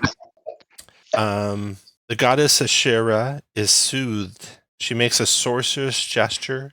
Her bracelets ring like bells. The wall to the south bearing the chest rotates open, allowing passage to a passageway beyond. And you can also still get to the chest. Can I examine the chest? Yeah. Actually, I mean, that was your move and your action, so you're done. Okay. Next to go will be Eltar. Eltar, I was going to take a step here and examine this statue before I go in the room. I know people have messed with the jars, but I don't think anyone's messed with the statue. Yeah. Anything interesting about the statue? No secret compartments or openings or anything in the statue. All right. So You can then finish he'll your move. continue his Yeah. move here and there. So, And then and that's it. Darren, your turn. Okay, I'm gonna join the next room. I'm gonna move there and examine the chest if I can. It'll be a dash to get to the chest, and so you'll be done. I'll just read you the Okay. general description of it again. Chest, polished sandstone, set in the south wall as if held up by two lion-headed warriors in profile. Then next to go will be Rana. Yep, I will just move to get out. Then of the sand. Torsen. Just moving double. Then Glendril. I open the chest. Okay. Like Glendril's newfound bravery. Yeah, going for it. Yeah. Okay, the chest. Glendril, it's locked. You can try to force it open with a strength check. Advantage if you have a crowbar. Or pick the lock with a dex check or intelligence check. I'm going to try to pick the lock. Okay, My go dex for is it. Better. A 12? A 12. Okay, go and put your Glendril next there. Fail to pick. Thunder claps from the images of the lion-headed warriors in profile. You hear splintering of wood and the shattering of a gemstone from within the chest. Ooh. Nothing else happens. That was your action to try and open it. You moved a little bit. You can finish the rest of your movement where you like. Is it too late to use my reroll? Yeah. Okay. All right. Sorry, should have asked you if you wanted to use a reroll. Yeah. Glendril is done, but you didn't know that was all going to happen. Yeah. Eltar, your turn. So the passageway beyond the chest is open. You still haven't gotten the chest open. You can try that as well. What do you want to do, Eltar? It's a intelligence or dex check. Or a strength check to pry it open. Yeah, the strength sucks. The deck sucks. And is there a passage beyond the chest? Yes. There's a passage beyond with a flight of stairs going down. He'll ignore the thunderclap and move down the stairs. Okay. Underneath your feet, piles of beehives and honeycombs crunch. They're all brown with age, and you can get as far as your movement allows. It turns a corner, and the gray things are stairs going down. Yeah, he can move to the top of the stairs is all. Your turn, Darren. I'm gonna try to open the chest with strength check. Strength check. Okay, go for it. 13 or no, 12 does not do it. Okay. Then you can do your movement wherever you want to go. Rana, your turn. Let's see. Yeah, I'll go ahead and move. I'm going to avoid the clap as well. Darren, you see a door at the bottom of the stairs. 12. Also, I'll dash. I'll get down there. To the door, okay. The door is nondescript. It looks like openable if you want to use your reaction to open it. Yeah, I'll open the door. Okay. Beyond is a chamber. But that was all your movement. Inside the chamber, there are 3 large severed heads.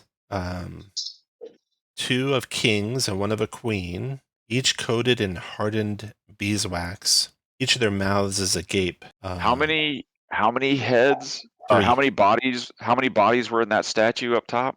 3. In the beeswax? Their heads are agape. Inside their heads, and each one is a rolled up scroll, papyrus scroll. But that's all you can do for movement. Torsen, your turn. Okay, can I move to this square without double moving? No. No, you gotta go. It's a hard corner. So 1, 2, 3 to get to there. 4. I was going to try to open the chest, but I can't get there. So dash up to where you want to go to. Yeah, I'll dash up to the chest. Okay, Galindor, your turn. 1, 2. I'm gonna fly to. Oh wait, I can't. 1, 2, 3, 4, 6. I'm gonna dash. 1, 2, 3, 4 to there. Okay. Can I grab a parchment as a free action? Yeah, there's a rolled up papyrus scroll. You want to grab it? Yeah. It is a scroll of animate dead. Oh, we got plenty of those. And being that you're first level, you can use it. I mean, being that you're 0 level, everyone can try and use it. It's a DC 13 intelligence check to use it. Okay. All right. After Glendril, Eltar, your turn. All right. That'd be a dash down to here. Is there another scroll in that one? Yeah, there's one in every face there. So that one, it is a scroll of fireball. Ooh. Yeah, which any character can use again. And after you is Darren. I'm going back next to the urn. Hey, I wonder if we could fireball the insects. Yeah, that's what I was thinking. You'd be able to get to there since it's a hard corner, Darren. Oh, And then, course, yeah. Rana, your turn. Yeah, I'll go down and get that last one. All right, that is a scroll of Shield of Faith. Ah, my faith is strong. Scroll of Shield of Faith. Clearly, I have been blessed by the gods. Then, after Rana, Torsten, your turn. Try to open this chest. Strength check. I got a crowbar. Advantage with the crowbar. Yeah, you are able to open it. Inside, you see the real staff you were looking for, but shattered now. Great. Cool. That's the only thing you find in there. You can finish with your regular move you want. How do you do your movement? I'm going to roll a wandering monster check. No wandering monster, but the stone block descends. Torsen, you're close enough. You can rush to try and stop it with a DC 15 strength check. Okay, we'll do. And Darren, you can also try, or Darren, instead of trying separately, you can give Torsen advantage. Well, 20. Torsen didn't need it. Torsen's holding up the block. Well done, Torsen. He's got that crowbar. Now, everyone can regroup behind Torsen, and then once you're happy where you're standing, Darren and Torsen, you stay where you're at. Roll initiative, because the lion at the base of the statue comes alive. The lion at Let the it base drop. of SEKHMET statue. To let that stone block drop, brother. You roll its initiative.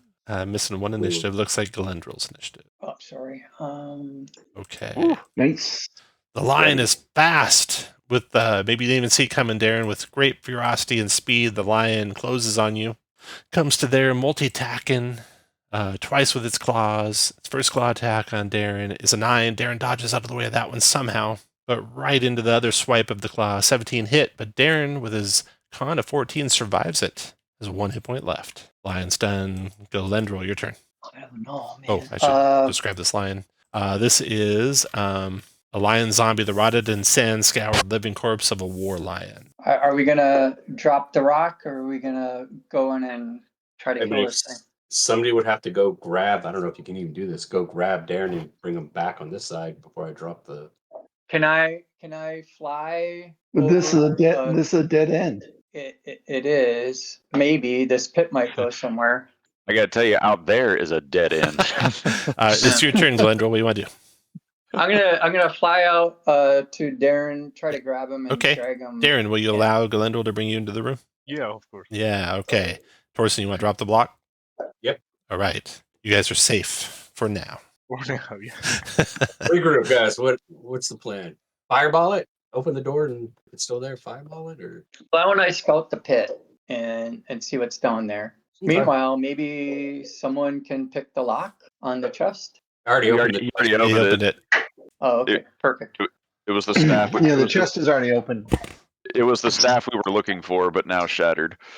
Oh, It wouldn't have done us any good anyway because everything's burned up in there. Yeah, Yeah, all it's all burned up. All Okay, burnt up. Glendrill, you do a quick search of the pit. There's no other way out. all right. Well, we're trapped. I believe we should open this double door somehow. Which double doors? Behind the urns. There's a Oh. door, right? Yeah, on the other side of the rock. Okay, yeah. All right, do we have a plan of attack on that lion? Yeah. It didn't look too healthy. It looked rotted and sand scoured. Hey, We there's were nothing, able to take there's down nothing- that winged guy. there's nothing wrong with looking rotted and sand scoured. No, but I think you would agree that you're easier to defeat when you are. Well, that's true.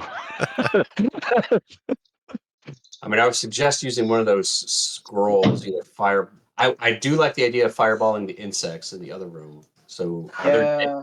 are there dead people in here that we could animate? Or There's bees. Oh, no, I guess those are just are they husks or are they actual bee carcasses? Husks. Oh. Well, okay. So if we lift this block, what are we going to use the fireball on the zombie lion, or are we going to just try to fight him with our Sticks and mismatched stones. weapon?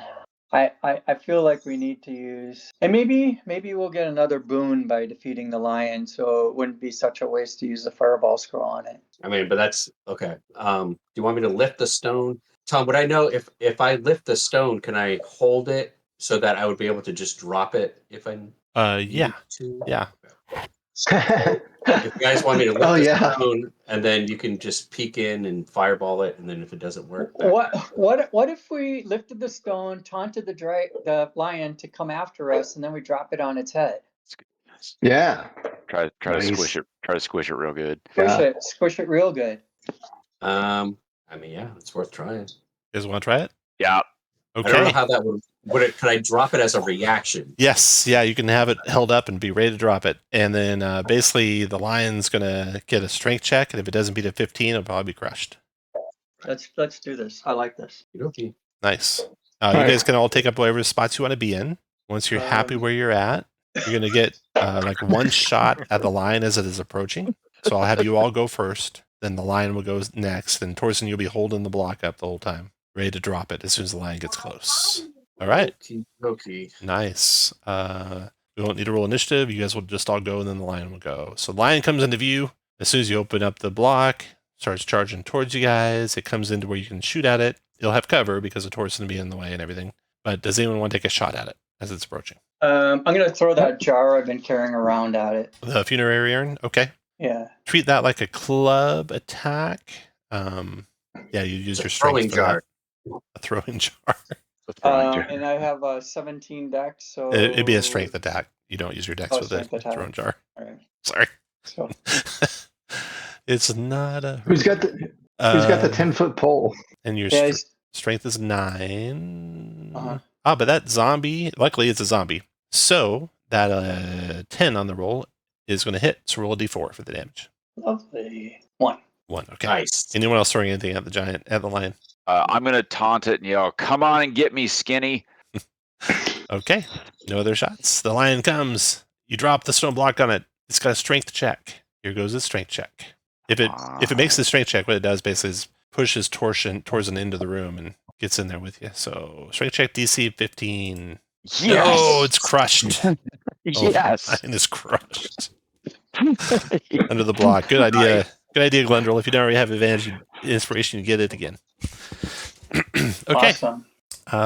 So now you lift the block back up and you can come into the room. You see there's double doors to the right. There is the locust cave across the hall. There is the cave-in up here.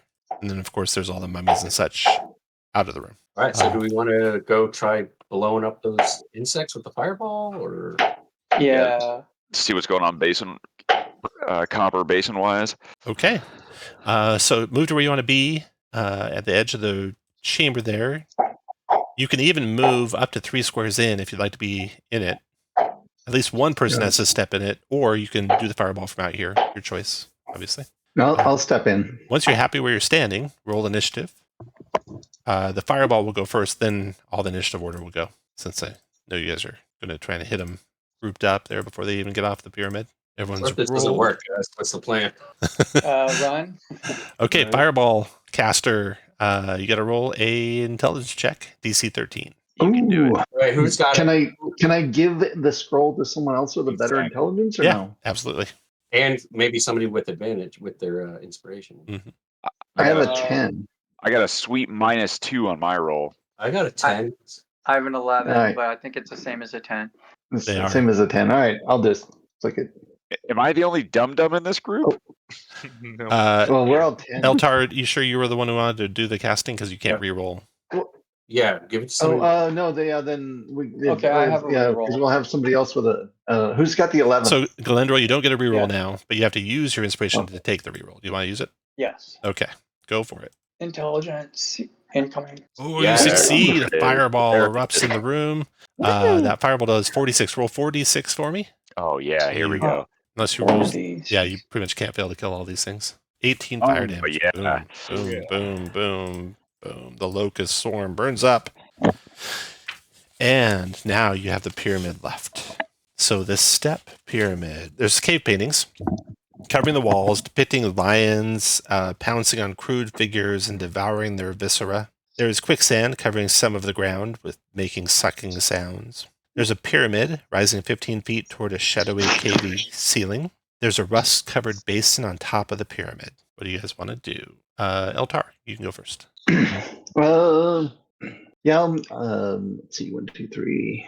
He'll dash up to the pyramid. Okay. Is there any writings or hieroglyphs or anything nothing. along the pyramid? Okay. Nothing. It We takes need a to- full turn to make each step up, but that's the end of this turn for you.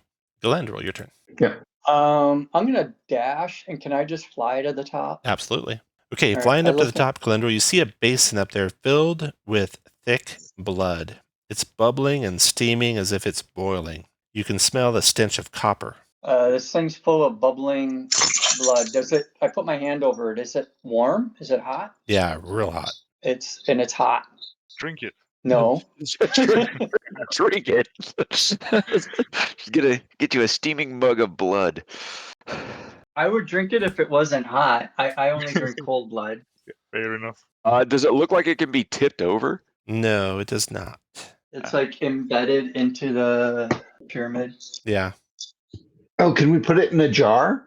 Does anyone got If a I jar? had a jar. We Throwing got jars? jars. We could dump the ink out of one of these jars. And get some hot blood. Okay, I like that. Or we can maybe drop the ink in the case into blood, maybe. Ooh, mix the ink with the blood. Yeah, maybe. Or dip. Amateur alchemists. I mean, maybe dipping like a weapon in the blood. Try that. Okay, first? Oh, do you still have your throw-in stick? No, I don't have it. Well, my throwing stick would be in this room, right? Because I threw it. Yeah, you can grab your throwing stick. Yeah. I'll grab my throwing stick. I have a question. Okay, I'll let you each do one thing. So, Glendor, you can help them do these things. Glendor, you did not want to do anything with the blood, right? You're done? Yeah, I'm done. Okay, Eltar, you have any ideas you want to do anything? Yeah, I mean, he'll take it and dip his grappling hook in the blood. Okay. Darren, you have anything you want to do? Yeah, I have a question first. You said the ink-like substance in the urn jars. How do they look like? Can I drink it, or does it look drinkable or something or usable? It's a black congealed, inky black congealed substance. You can certainly try and drink it. Find out what happens. Okay, I'm taking a sip. Okay. It tastes like ink. It's very, very bad. Yeah.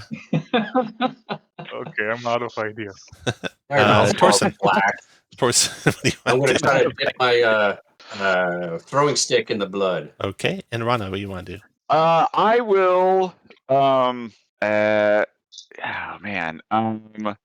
Yeah, I'm gonna dip my dagger in the blood. Okay. Consider all those things done. We're kind of abstracting the order here a little bit.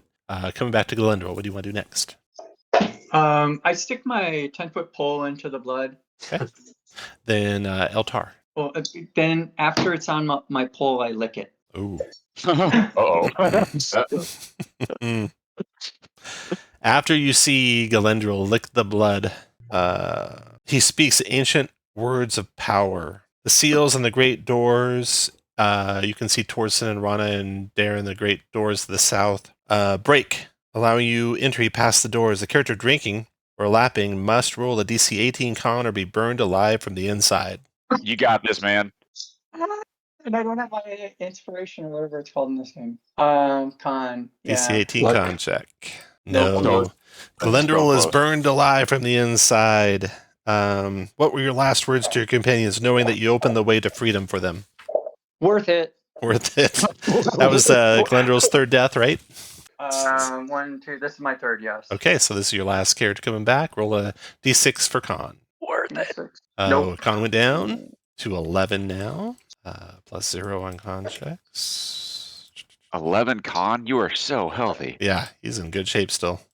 This is the paragon of health. So these doors to the south here, the seal's broken. You should be able to open them, you think. So that was round. Oh, that was part of round 2 of. Yeah, we'll call that round 1. Okay. The dead Glendril's going to join at the end of the round. So actually, Eltar, what do you want to do? Eltar will move up to the doors. Okay. And look for traps. No See if traps. there's any. Good idea, Eltar. No traps on So the that's doors. yeah. So that's all of his move. Okay. Opening them, you think would be free if you want to open them. Not just yet. Okay. Then Darren, your turn. Well, and I guess I'm the only one here. So if it's a trap, I would still die. Anyway, he'll push open the doors, All right. risking Oh, they're full. whatever's on the other side. All right. You push open the doors and you see a procession. The floor slopes upward toward double doors to the south. You can see the glow of sunlight around the edge of those double doors. There is an eye glittering on the surface of the doors. That's the figure I put here. It's actually on the doors. There are urns set into the walls. Lion-headed figures and friezes appear to, quote, hold the urns, and that is it. If you have any more movement, feel free to use it. Darren, your turn. Yeah, I'm moving to the newly opened room with the dash. Dashing, okay. You dashed there. I think I come here. Okay, Torsten, your turn. Just start heading that way, but I don't think I can make it. And then Rana, your turn. Each of the circles along the walls are the urns. So I'll get to there. Can I inspect one of the urns? Yes. Let's see here. Inspect urns. It's filled with perfumed ashes and a scorpion husk. Husk. Yeah, with an ancient key bound to it by a golden thread. Can I take that key? You sure can. I take that key. The urn also bears scuff marks, as if some large object had repeatedly scraped against it in the past. Like on the outside surface, like Yeah. in the surface of the hallway, like something big moved through here. Yeah, exactly like that. Glendro, your turn. Is that body of that flying guy still around here? Or No, it's He sunk into the sank into sand. the- Yeah. All right. You see any more sticks on him? No, I wanted to No, he doesn't. animate something. Oh. I'm sure someone will die, and I can animate their Glendro's corpse. looking at you, Rana, for some reason. I have uses for you. I don't know. It might improve me, man. Animate me. See if I get a dex boost. Probably. And it can't get any worse. All right. I'm gonna dash to here and look at the eye. Okay. Looks like just a glittering painted eye on the doors. That's it for that round. Maybe with the ink that we found out in on the pedestal out here. No, you don't think it's the same. Eltar, your turn. Because he hasn't gotten any of these, he'll grab one more of these funerary jars and move up to the door here. That's 6, right? Yeah. So, all right. Let's see. That's the third funerary jar you grabbed. Okay, nothing special about that one. Okay. And you move up to the door. What else you want to do? Does look for traps? Does it look like I can open it? Does it look like there's any tripwires, anything like that? Nope, no traps. Okay. You do note the same thing that Rana noted. Scrape marks against the urn nearby the door there, as if something like Rana said, move down the hall, something very big, repeatedly. Darren, your turn. You might be muted if you're talking. Yep. Sorry. I'm gonna try to open the door. Okay. Oh, here we go. Sunlight disappears, revealing gloomy alcove beyond. A giant urn begins to roll out of the alcove and down the ramp like a boulder. Characters on the ramp get a DC 12 Dex saving throw to smash themselves against the wall to avoid being crushed by the urn. See, wait here. Characters on the ramp. Okay, so Torsten, you're able to dive out of the way. Rana, DC 12 Dex check. Okay. Nice. Rana, DC 12 Dex check. Yep. I'm gonna go ahead and just heads up. If I miss this, I'm gonna use my luck token. Okay. Fail. Can we say I use my luck No. token to take that 20? Nope. Damn. Okay, I'm gonna go ahead and use my luck token. Rana is crushed by the boulder. I should actually probably start from the top, but Rana will be crushed in the end. Darren made 18 and pressed himself against the wall to avoid being crushed. Eltar, DC 12 Dex check. All right. Eltar got out of the way. Galendril, staring the urn right in the face. I'm flying. Is it possible I get an advantage or something for being up off the ground? On the ground. Yes, you can roll a Dex check with advantage. All right. As you try and go over the corner. Nope. Never mind. Oh, that was the end for Galendril, wasn't it? That's it for me. That was it for Galendril. No. Thank you for playing Galendril. Stick around and watch and see how it goes for the rest. Yep. It's not going to go well. I'll give you that hint. Spoilers. Spoiler alert. I'm going to put you in the pillar. You can watch from the pillar. Okay. So Darren and Eltar and then Rana also got crushed by that thing. So Rana, that was your second death? That was my second death. Okay, so you're on character number 3. Roll D6. Let's see what happens to your 1 con. Can't get worse. Nope, it can't get worse. Okay, so Rana's going to reappear up here. Everyone else is where they're at. The urn rolls down, crashes into the statue of SEKHMET, smashes into the idol in area 5, and then as it stops, tendrils start to unfurl from the urn, as if it's like a giant octopus inside the urn, as like a hermit crab almost. Is it a healing octopus? It's a devouring urn hermit. The congealed remains of a captured giant octopus. Its body has been forced into an enormous lion-faced urn, like the shell of a hermit crab. Only its black tentacles are visible, each squeezing through cracks in the urn's surface. With that, everyone roll initiative. God, these guys are always winning initiative. All right. And what was beyond that door? Oh, it's just a empty alcove. 15 by 15 alcove. There is no sunlight there, unfortunately. False advertising. That was cruel. Yeah, that was mean. Bamboozle, yeah. We were almost out. Yeah, I thought we were get the hell out of here. Okay, the Urn Hermit. It does. Well, this worked out pretty good for you guys because only Torson's in it. That worked out good for Torson. The thing breathes fire, Torson. Okay. It's going to do fire breath. 6 points of fire damage to you. DC 12 dex save negates it. Oh, you got it, Torson. Oh, look at that. Nice. Torson, you hide behind the pillar just in time. And it is done. And then Eltar, your turn. Did those wings go out with him, or They got Or the crushed wings and they're made of destroyed. wax. Yeah. Okay.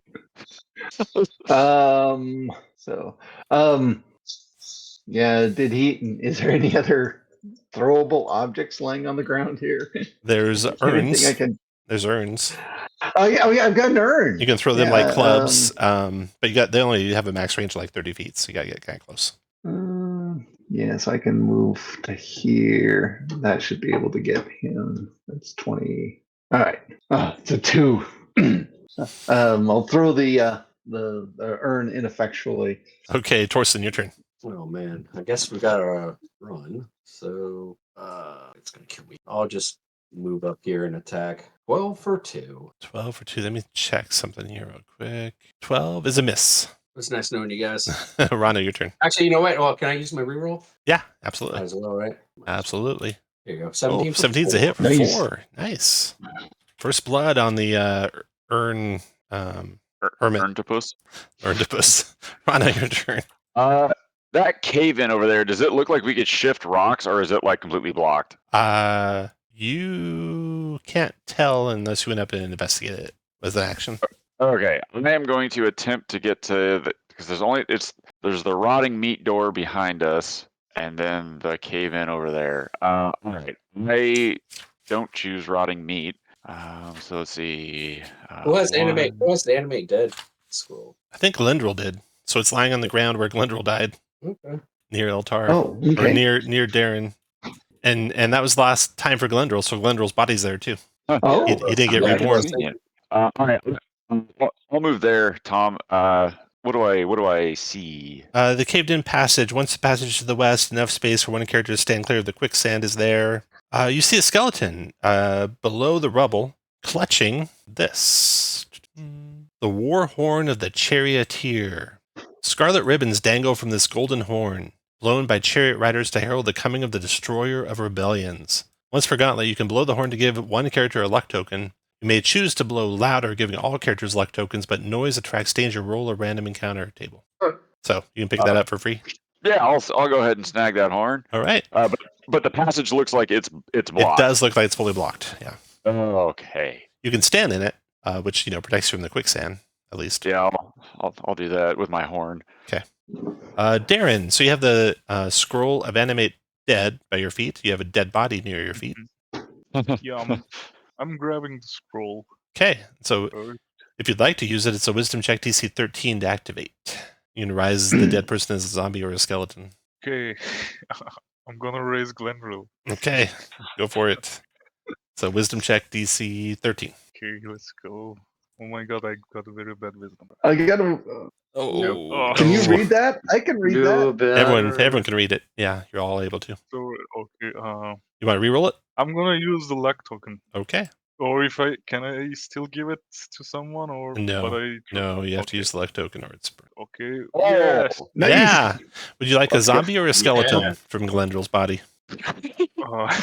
Let's make a zombie. Zombie. Glendril was like here, right? Yeah. Yeah. So there's Glendril. He's going to act right after you in the initiative. He's got What kind of command do you give him? I'll do his actions and such. I don't know. Go forward. Go next to Altar maybe. I think he can't reach it from. You can give him like from a here, right? like go kill that thing order. You don't have to give him round by round orders. Oh, okay. Then go attack. Go distract the thing. Go distract the monster. You don't want him to kill it. You By just want him to attack. distract it. Just want to distract it. Yeah. Just distract it. What does that even mean? I don't know if the zombie knows what that means. Okay. Then, You want him to eat it or kill it or what? Just eat it. Okay. Okay, I want him to attack. 1, 2, 3, 4, 5, 6, 7, 8, 9. It dashes to there in front of the octopus. All right. Right. I forgot to have you finish your movement there, and you can also move. Okay. I believe there is only one door we haven't opened, and that's the Meat the door. meat smelling room. And I believe we should open it right now and see what happens. Go to move, Darren. Someone can- Then I'm gonna. Yeah, that's it. There. Okay. The urn hermit. It gets a recharge on its fire breath, which it does not. It gets a multi-attack lash 3 times. Lash on Torsen. 10's a miss. 10's a miss. Lash on the zombie. 11's a hit for 3 bludgeoning to the zombie. Zombie lives. And then 1 through 3, it'll attack Torsen. Oh, Torsen's getting the last one. Lashing on Torsen. 13, I think, is a hit. Yep. For 4. And I'm dead. And Torsen died. I think that was the end for Torsen. Yep. Torsen and Galandril are both out. You can watch from the balcony. That was all its attacks for the Urn Hermit. And Eltar, your turn. Eltar will step forward, grab another urn, and toss it. Okay, there's 4 urns. Check something here. Before you toss it, you know something different about this urn. It rattles when you pick it up. Instead of being like just heavy and full of something, it rattles a little bit. Looking inside, you see a plague jewel. Oh, a plague jewel. A plague jewel. So let me reveal this to you. There. And keeper layer. That guy. Object. Swallow. I saw him crush the last one. So here's what the plague jewels do. Yeah. You can either increase your current max hit points by 5 or crush it and get one of these random plague effects. I was really happy when he magic missiled that last one, so I'm gonna crush it. Okay, roll a d10. D10. That sucks. Oh. Make a DC 15 con, wisdom or charisma check. Looks like your best one is wisdom. Wisdom. DC 15, yeah. DC 15 wisdom check, or melt into a praying pool of gore. That sucks. Ooh, pool of gore. Eltar kneels down and prays to SEKHMET as he melts away. But that was not your last life, so you will come back on your next turn up here and roll a d6 for me for your constitution. 5, that's no change. I stay the same. And then Rana, your turn. I am going to get back to up there, so I'll go 1, 2, 3. That's 6. I can move up there, and I'll dash up to the doors. Okay, Rana's dashing up to there. Darren, your turn. Do all your turn, Darren, and then we'll do the zombie after you. Okay, I'm also. Good luck, Darren. Thank you. 10, 1, 2. I think that's all I can go with. Okay, dashing, and then the zombie's attacking. Slam on the octopus. A 12 on the Urn Hermit. Oh, it's a miss. Round is over. Urn Hermit tries to recharge his breath weapon. Does not recharge his breath weapon. 1 attack on Darren with a lash. That's only 9 to hit you, Darren. Your armor class is 9, unfortunately. Oh, that's a hit. Does 3 points of bashing. Darren is clubbed. That's Darren's first death, believe it or not. Good job. Darren won. Teleport. So you're going to be up here in your next turn with full hit points of 2. Well, look at you with your 2 hit points. so robust and healthy. And am I going to roll for Constitution? Yeah, roll a d6 for me. Now you got 3 hit points. Improvement. He's getting better. Plus 3. Okay, that's where you'll be on your next turn. Now your zombie is like, what does the... Luckily you told it to go kill it, so it's just going to keep doing that. You touch one human's remains, it rises a zombie skeleton under your control. Remains must have at least 3 limbs. Then take creature acts on your turn. Okay, it's just going to keep doing the last command. So it attacks that. Oh, the plague octopus though did 1 attack to hit you, then 2 more on the zombie. So zombie attack is a hit for 5, and zombie attack is a hit for 1. So Wow. zombie takes 6 more. That's 6. Okay, then the zombie's going to return the favor on the octopus with a slam. 15 is a hit for 4. What? There we go. I should have became a zombie. Eltar, your turn.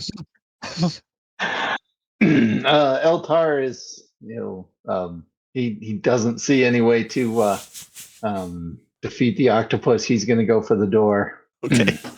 Okay, you open the door? Yeah. I love it. Wait, before you open that door, man, let me move. Okay. You ready to open the door? He'll get up there and he'll see Rana saying, "No, don't open it yet." So he'll hang out. He'll wait for his next turn. Okay, Rana. He'll ready to. You can move away or take your turn. I'll go ahead and move over here. I'll hobble. I'll shamble. I think is Rana's speed. Okay, when you open the door now, Eltar, the floor tries to open, but it's been pried shut. But ancient locusts do swarm out of what was in there and disappear into the walls. Some come up through the cracks of the trap pit in the floor.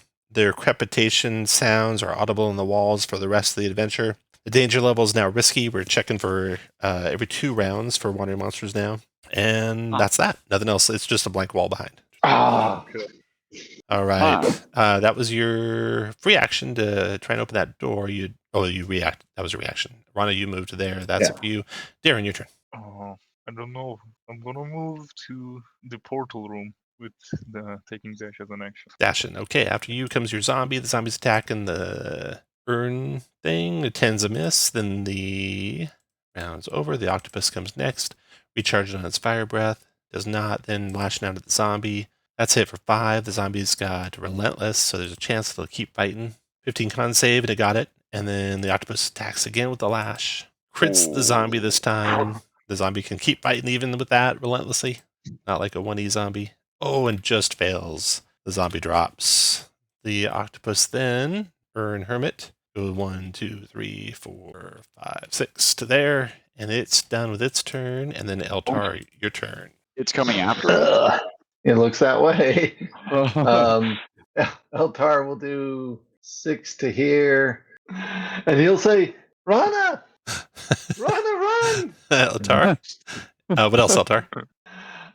He'll ready to try and shut the door. Shut the door. Okay, Rana, your turn. Oh, I'm at full shamble. You're running full speed. As soon as Rana gets through, Eltar, make a strength check.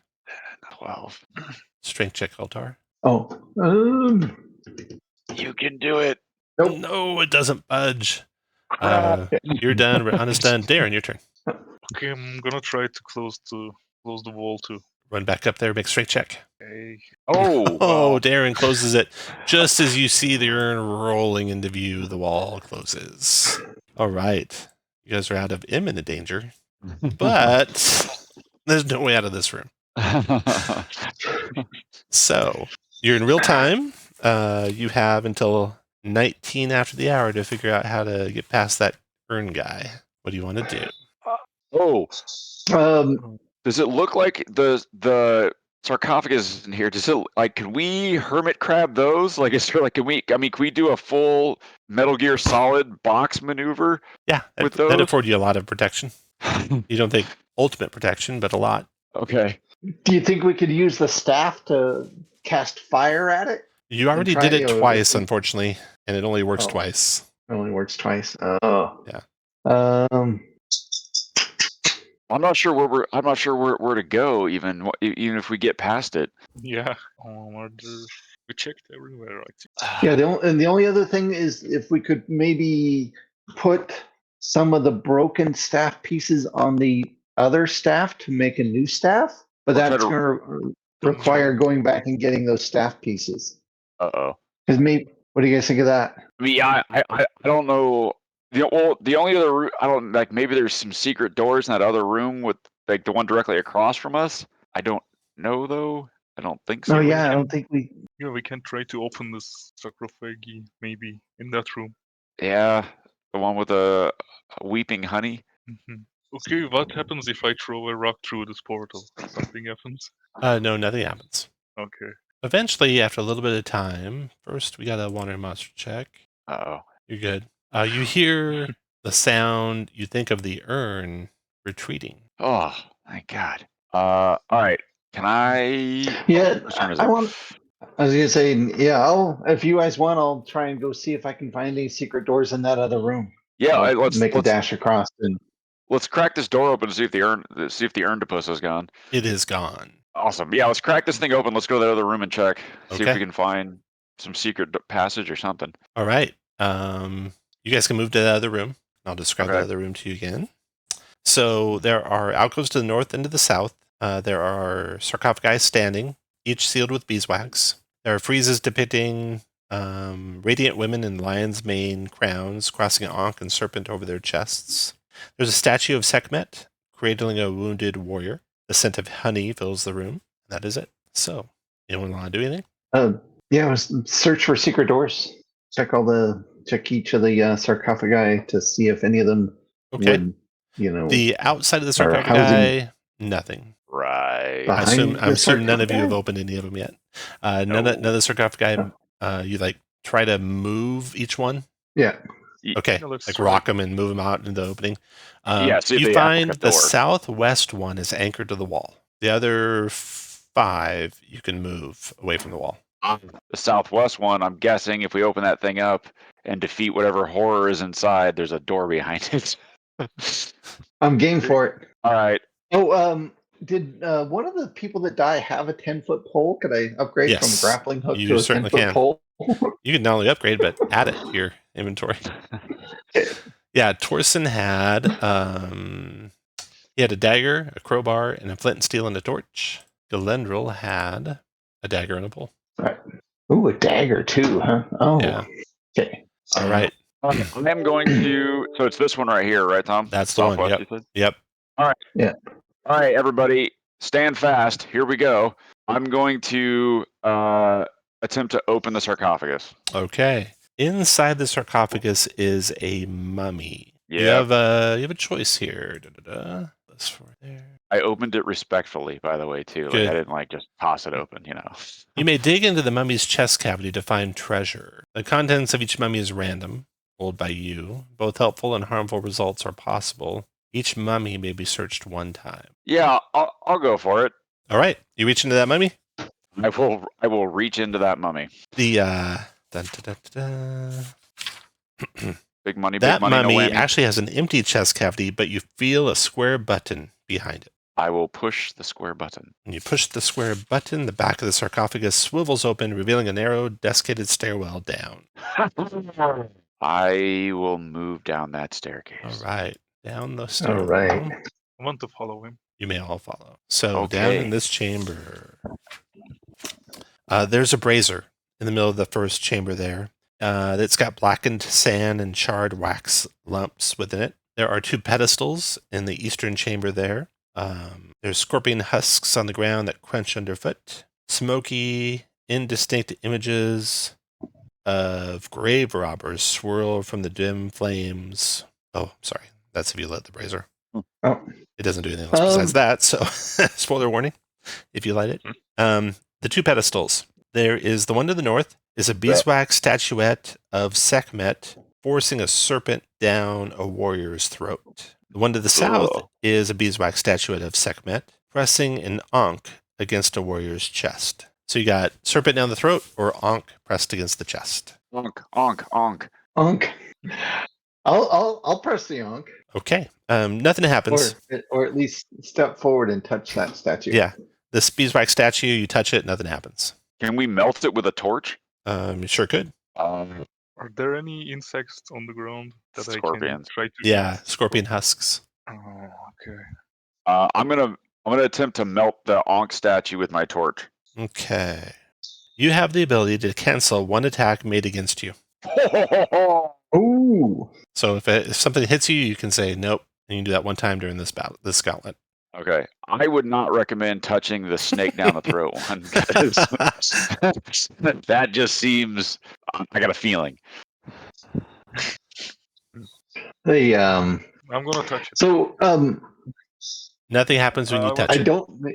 El doesn't know this, and he managed to pick up a flint and steel. He's gonna grab some of the mummy remains and stick them in the brazier and light it. All right, yeah, they burn up. Okay. Nothing else happens though. Because You do Nothing else see happens. smoky, indistinct images of grave robbers swirling in the dim flames. Do they look happy? No, Oh. no, they don't. One looks like a dwarf, maybe, and one looks like an elf. Oh, Neither are happy. Oh. can I borrow the torch to melt down the other? Yeah, you can melt the snake one if you want. Yeah, go Yeah. ahead. I'm melting it. Okay, you can one time during this delve auto hit with an attack roll or a spell check. Oh, there you go. Can I search this room for secret doors? Any other ways out? Two, and there's no other way out. As far as you know, the only thing left is to fight the urn octopus. We gotta fight the urntopus. Okay. I guess there's the the other 5 zombies. You can. I'm not zombies. The other 5 mummies that you can check their chest cavities. And maybe get something good. Maybe get something good. Maybe get something bad. There's the pit trap that you blocked from opening. That's full of angry locusts or bees. Or Other than that, that's pretty much the only things you haven't investigated so far. So it's the urntopus, possible zombie curse, or possible mummy curse, or a pit full of bees. Oh, spoiled for choice. I guess we. I don't know. I guess we go Urntopus. It's already injured.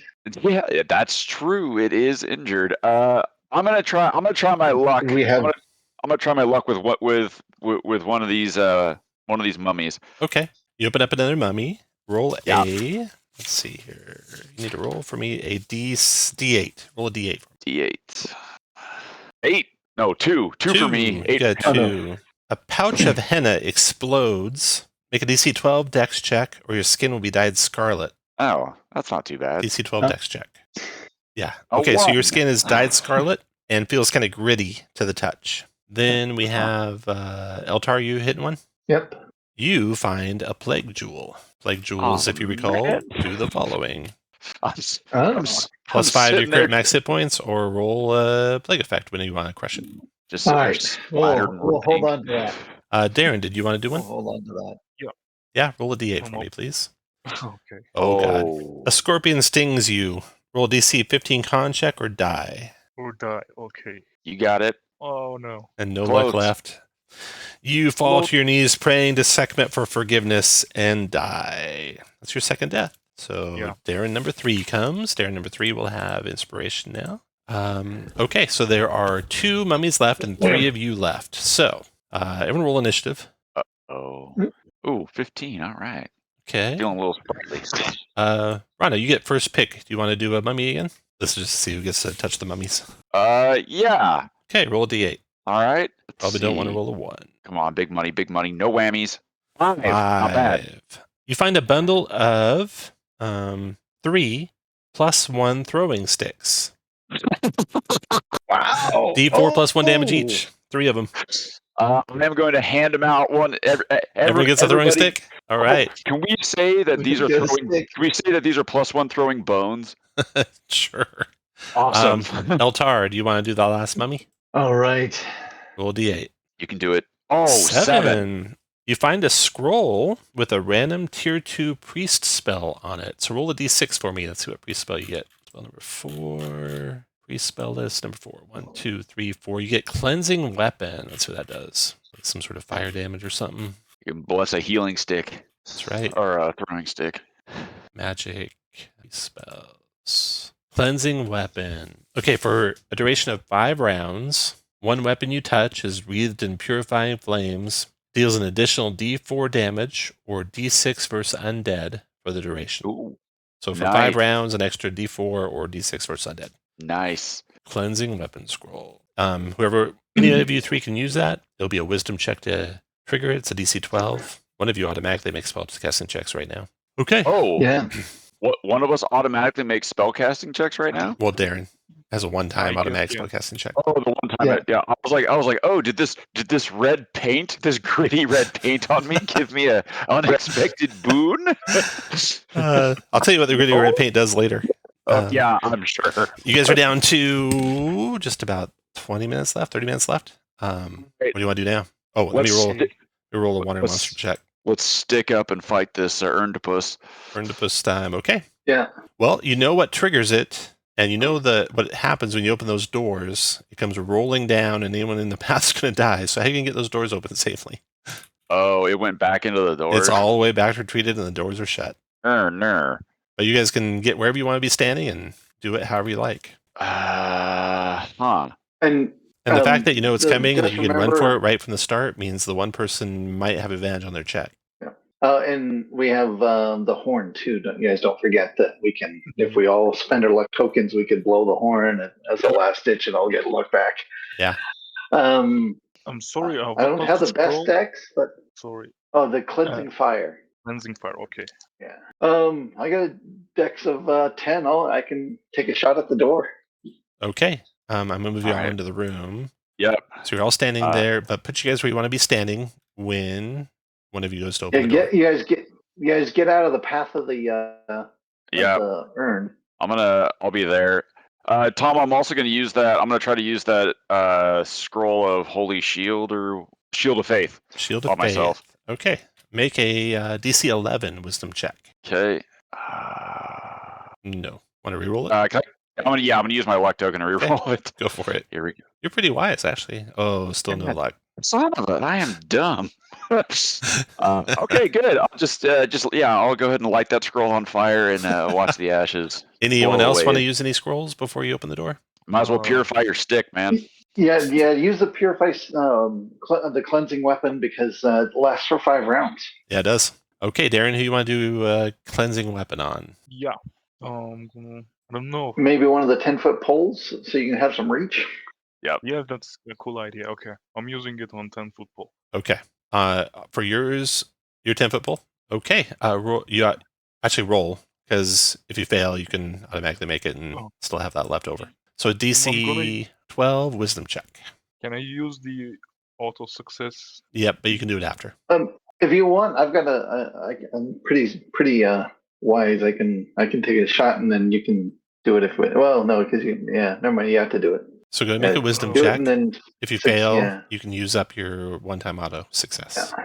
If you don't fail, you still have your auto success. Sweet. Oh, great. Okay. Yeah. Going wisdom. Wisdom check, DC 12. Look at that. Oh, nice. Look at that. Okay, so you got your Wow. cleansing weapon going for 5 rounds, and Eltar, you're going to throw open the door and run for it. Eltar, make a dex saving throw. I forget the DC. Let me double check here. Wow, nice job. 19. Oh, wow, you get out. Okay, so Eltar, you can basically run. Well, actually, you can be anywhere you want to be with one move action. You don't have to be out of the path. You just squeeze onto the edge of the path. But yeah, I'm going to take and let it go behind. Go behind it, and then move up to the back. okay, So, yeah, you can move your speed. There you go. Okay, move to where you want to be, Eltar. Everyone roll initiative now. The thing rolls down, crashes against the statue, unfurls, rolls its initiative, gets only 10 this time. You guys all roll your initiatives. Oh, but beat 2 of you still. First one to act is Rana. Yeah. So I can use that +1 throwing stick as like a club, right? Yeah. Okay. I am going to see, so I can go 1. Actually, I'll just move there, and I'm just gonna hit it with my pole. Okay, go for it. That's just a club. Miss. Yep, it's about right. Okay, after Rana. And then I will move back. Whoop. Move there. Okay. It will breathe fire, getting Darren and Eltar within the fire breath. 30-foot cube, 7 fire damage to the 2 of you. DC 12. Dex save negates. Eltar. Darren made it. Can I re-roll? You can use your luck. Yeah, Eltar. You can use your luck. There you go. Oh, Okay. both of you dodge out of the fiery death. And Darren, your turn. Okay, I'm attacking with throwing stick in melee. So use your club button, and we'll add an extra +1 to the damage and the attack. Oh, that's a hit for 5 damage. Yeah. Nice attack. And it's he's got the purifying. Oh, you put it on his pole, not his I stick. did. Never mind. Yeah. Okay, that was Darren's attack. Finish your move where you want, Darren. And then Eltar, your turn. I guess we'll launch the throwing club first. Okay. +1. Another hit, so 2 damage. Real quick before you do any movement, when you bring it down to this level of hit Half. points, it shrieks A keening agitates the quicksand. Everyone in quicksand has to make a DC 9 strength save or be swallowed in the quicksand. Crap. So Darren and Rana, DC 9 strength save. Darren made it. Phew, I'm rolling very nicely. Rana made it. No Nice. problem. Oh, And then Eltar, you can finish your movement where you like. And then while he's doing that, Rana, you can take your attack. all right. I again will just sneak around the corner and poke it with my pole. I'm going to get 30 feet back from it. That's a hit. 4 more bludgeoning. Nice. And then I will sneak back. See if it behind recharges its breath weapon. It does not. Okay. It's got about equal distance to the 2 of you in the chamber. So 1 through 3 is going to go after Rana. Nope. Yeah. Going after Rana. Goes to there. Squeezes into here and lashes out with its tendril. 9's miss. Actually, it can't squeeze, but its tendrils. Actually, it can't do any of that. It's here. Its tendrils are lashing around, and they're readied to attack anyone who comes at it. So next person who gets close is going to get the tendril. Or actually, it can't get you two, so it's going to go after Eltar. Sorry, Eltar. It comes there, misses you with the first attack, rolling a 9 to hit. I believe that misses you. Yeah. His second attack with its lashing. How many attacks does it get? 3 of them. 3. Ouch. Oh, dead. Eltar is dying. That is death number 3 for you, Eltar? Yeah. Okay, so this is my last life. Eltar the 4th will appear on your turn up here. And So it D6, moved there. He gains a hit point. Nice. Well, actually, you don't. Con of 12 is still just 1 hit point. But you gain +1 on con saves. Okay. +1 on con saves. All right. Yeah. Okay, so their turn is done. Darren, your turn. Darren goes there and tries to hit him with the throwing bone. Throwing stick. Go for it. Ooh, that's a miss. Okay, then that's all. After Darren comes Eltar, the 4th. Eltar the 4th, he's going to go invisible. And, Oh, nice. That's free. So 1, 2, 3. He can dash to here. So that's 1 round invisible with a dash. Just count that down at the start of every round. After this round. That round's over. Rana, your turn. You there, Ed? Your turn, Ed. I was muted. I was muted. I apologize. Can I poke him with my stick from here? With a staff, yes. Or a 10-foot pole, yeah. I will poke him with my 10-foot pole. Nope, No. I will not. And then I will use my last movement to go there. Okay, his turn. See if he recharges his breath weapon, fiery breath. Oh, that's if he did it. Recharges fiery breath. Nope. Then his attacks. From here, he'll lash out at Darren. 12 to hit. That should be a hit, right? Yeah. But only 1 damage. +4. Only 1 damage, so you are still alive. Second lash attack on you. That finishes off Darren. That's Darren's number 3rd death. So Darren the 4th will appear on Darren's turn up here. Darren, roll a d6. Let's see what happens to your con. 5 stays the same. Okay, so that was 2 lashes. Then it goes 1, 2, 3 to there. Attacks Eltar is invisible. 3 to there. Attacks Rana with a lash. An 11. Rana for 5 damage. What? That's Rana's 3rd death. Eltar, you should come back with inspiration. Rana, you'll appear up here. Roll a d6, Rana. See what happens to your 1 con. My 1 con. Here we go, everybody. Yep. Walking Dead. Darren's done. Darren, your turn. Okay, I'm gonna dash behind the column. Dash in. Eltar, your turn. Everyone's on their last character. You have advantage if you attack, Eltar. Yeah, he's already in melee. He's up there. He's just going to go out with his with the grappling hook. Club for 3. Nice. This thing's getting close. After Eltar, round is over. Rana, your turn. Might be muted. Is that a dash? Sorry, yep, that's a dash. Okay, Darren's turn. See if he recharges his breath weapon. Oops, breath weapon not recharge. We'll attack him with a lash on Rana since you attacked it, but disadvantage. So a 9 is a miss. Yep, needs a 10 to hit you. He's attacking me or Eltar? Eltar, I'm sorry. Eltar. 9's a miss. Yeah. Ooh, that's it for 2. Taking Eltar's last life. Yep. Eltar goes down. Even with disadvantage, he'll hit him. And then it comes to here, attacks Rana with its last lash. Missing with a 1. It's done. Darren, your turn. Okay, I'm gonna throw the throwing stick. And should I roll for club?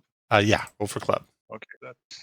Use your luck. Ooh, 9. Ah, yes. Okay, I'm losing my luck. Or your auto hit. Oh, okay. Your auto hit. Yeah. Okay, I'm using the auto hit. Okay. So So roll also a d6. This is an undead. Ooh, nice. 6, 7, 8. You kill the thing. Yes. When you do, defeat the devouring Urn Hermit. In its thrashing death throes, the Urn Hermit breathes fire that melts the beeswax idol of Sekhmet. The headless corpses within dissolve when exposed to air. The whole dungeon is filled with cataclysmic rumbling. The quicksand drains away, revealing the floor 30 feet down. The floor is entirely covered by 700 broken statues of Sekhmet and the skeletal remains of all the dead that have died trying to get out of here, including your previous lives. And so Darren and Rana, you guys descend down into the ground. So you're 30 feet down there. You see down there a set of double doors, just like where these ones were, but 30 feet lower. Yeah. You see these openings 30 feet up the wall, basically. And the Urn Hermit is gone. The skeletons of each of the characters swallowed by or teleported into the quicksand revealed when it drains away. If 2 or more characters or monsters were swallowed by or teleported into the quicksand pool, swallowed by or teleported into. I believe the only person teleported into was the first person to go through the archway, and no one's been swallowed by it. Nope. Wow, okay. So you have the double doors, and there's nothing here but the 2 of you. And it's no longer difficult terrain. No right? longer difficult. Well, or is it like covered in bones? It is because you're walking on skeletons and statues and stuff. Right. Yeah. I first assured Darren that I am not one of the skeletal statues or bones. I am in fact alive. Okay, Rana, what do you want to do? I am going to move down to the double doors. Okay. What do you want to do when you get there? I'm gonna check them for traps or anything like any last minute nonsense. There are no traps. Okay. I'll open them. Okay. There is a hallway beyond, very similar to the one you saw previously. But there are slightly open doors at the end of it, and kind of a emerald, glittering emerald color coming from within, almost like light reflecting off of water type of light. So we're down over here. Yeah, so you're down over there. Okay.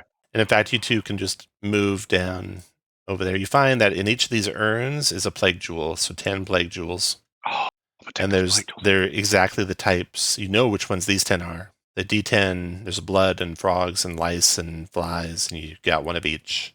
Yep. I, for the first time in my life, am going to have more than 1 hit point. I am going to eat it. I'm going to eat one. I'm going to eat one plague jewel. All right. +5 to your current and max. Oh man, it feels good.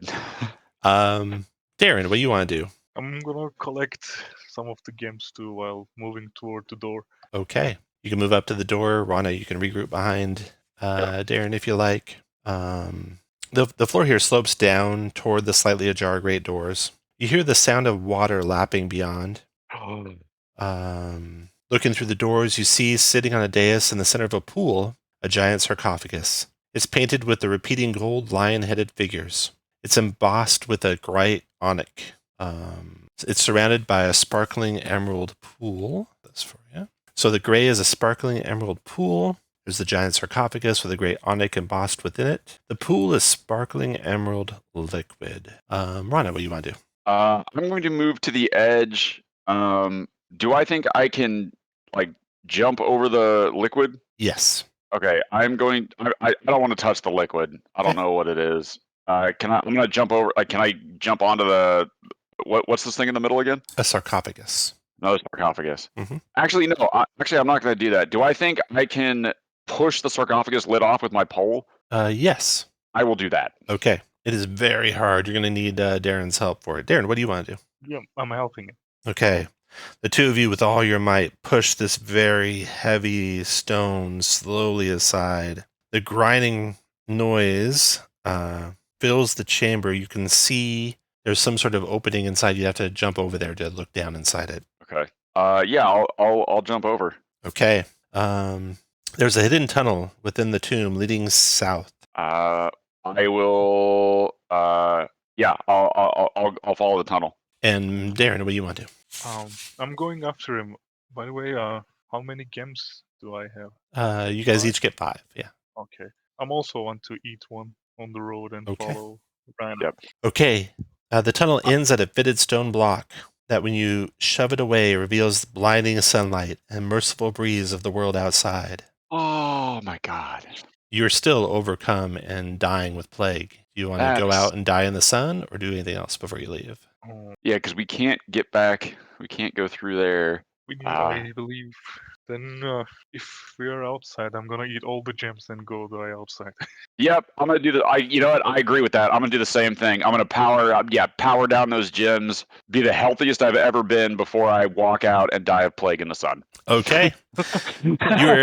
You walk out into this unfamiliar world of cities atop ruins of the once familiar kingdoms you helped build. Strange cultures. Can I spread the plague before? You die before anyone finds you, but eventually adventurers find you and wonder where you came from, and that is the end. Oh, but we died free and in the sun. You died free and in the sun. If you had bathed or drank the emerald water, you would have been cured. Oh, son of a Really? bitch. Oh, God. So close. And that is the end. All I was right. afraid it was like one last death trap or something. Right. Yeah. Nicely done. Oh, man. Okay. Awesome, Tom. Thank you. You bet. There's like a tournament scoring thing too. I'm going to see how you guys did. So, areas discovered. You found 10. You only didn't get to one of them. Secret areas discovered. You found both of those for 6. Characters reaching area 6-0. Characters found treasure items listed on pages other than plague jewels. You found all but one. So you found. We found throwing sticks. 6. Yeah. The only, actually, you found all but 2. One was in the room you never got to, and one was in the pit that you never opened. Other than plague jewels. Okay. At least one character searched the mummy chest cavities. Yep. Characters opened the treasure chest in area 7. Well, you did, eventually, but not successfully. Was that key? Was that key that I found in the urn? Yeah. For that chest? That would open it. I Yeah. figured. Character incinerated monster with the portal conjuring ruby staff. Nope. Available times you tried. Character drank from basin of boiling blood. Yeah, that was worth 5. Character successfully used ruby ankh, which you never got to, unfortunately. Characters destroyed devouring urn hermit or bone naga. 5 for the urn hermit. So if 2 or more of you had been swallowed by the sand or went through the portal, then you would have formed up into a bone naga when all the sand came down. Oh my god. Character who drank blessed beeswax in area 1 survived until the end. Nope. Characters escaped cenotaph and completed the adventure. They didn't complete the adventure. Technically, we escaped. You escaped. You escaped, I guess. We made it outside. It doesn't specify that you had to live a long, full life and have grandkids. Characters put the false staff from area 3 into the portal's hands. -5. Character died. -2 per character. Oh no. Oh no. Here, how many we got here? We have 4 times 3, and then 3 times 2, so 12, and 6 is 18, and it's -2 per character, so it's -36. Okay. Dang. So 10, 20, 2 plus 10 plus 10 -5 -36. You earned 1 point. Hey. 1 point. In the positive, everybody. That's how to look at it. Oh man, that was fun. Thanks for playing, guys. That was awesome. Thank you, Tom, for running that. Appreciate it. Yeah, you bet.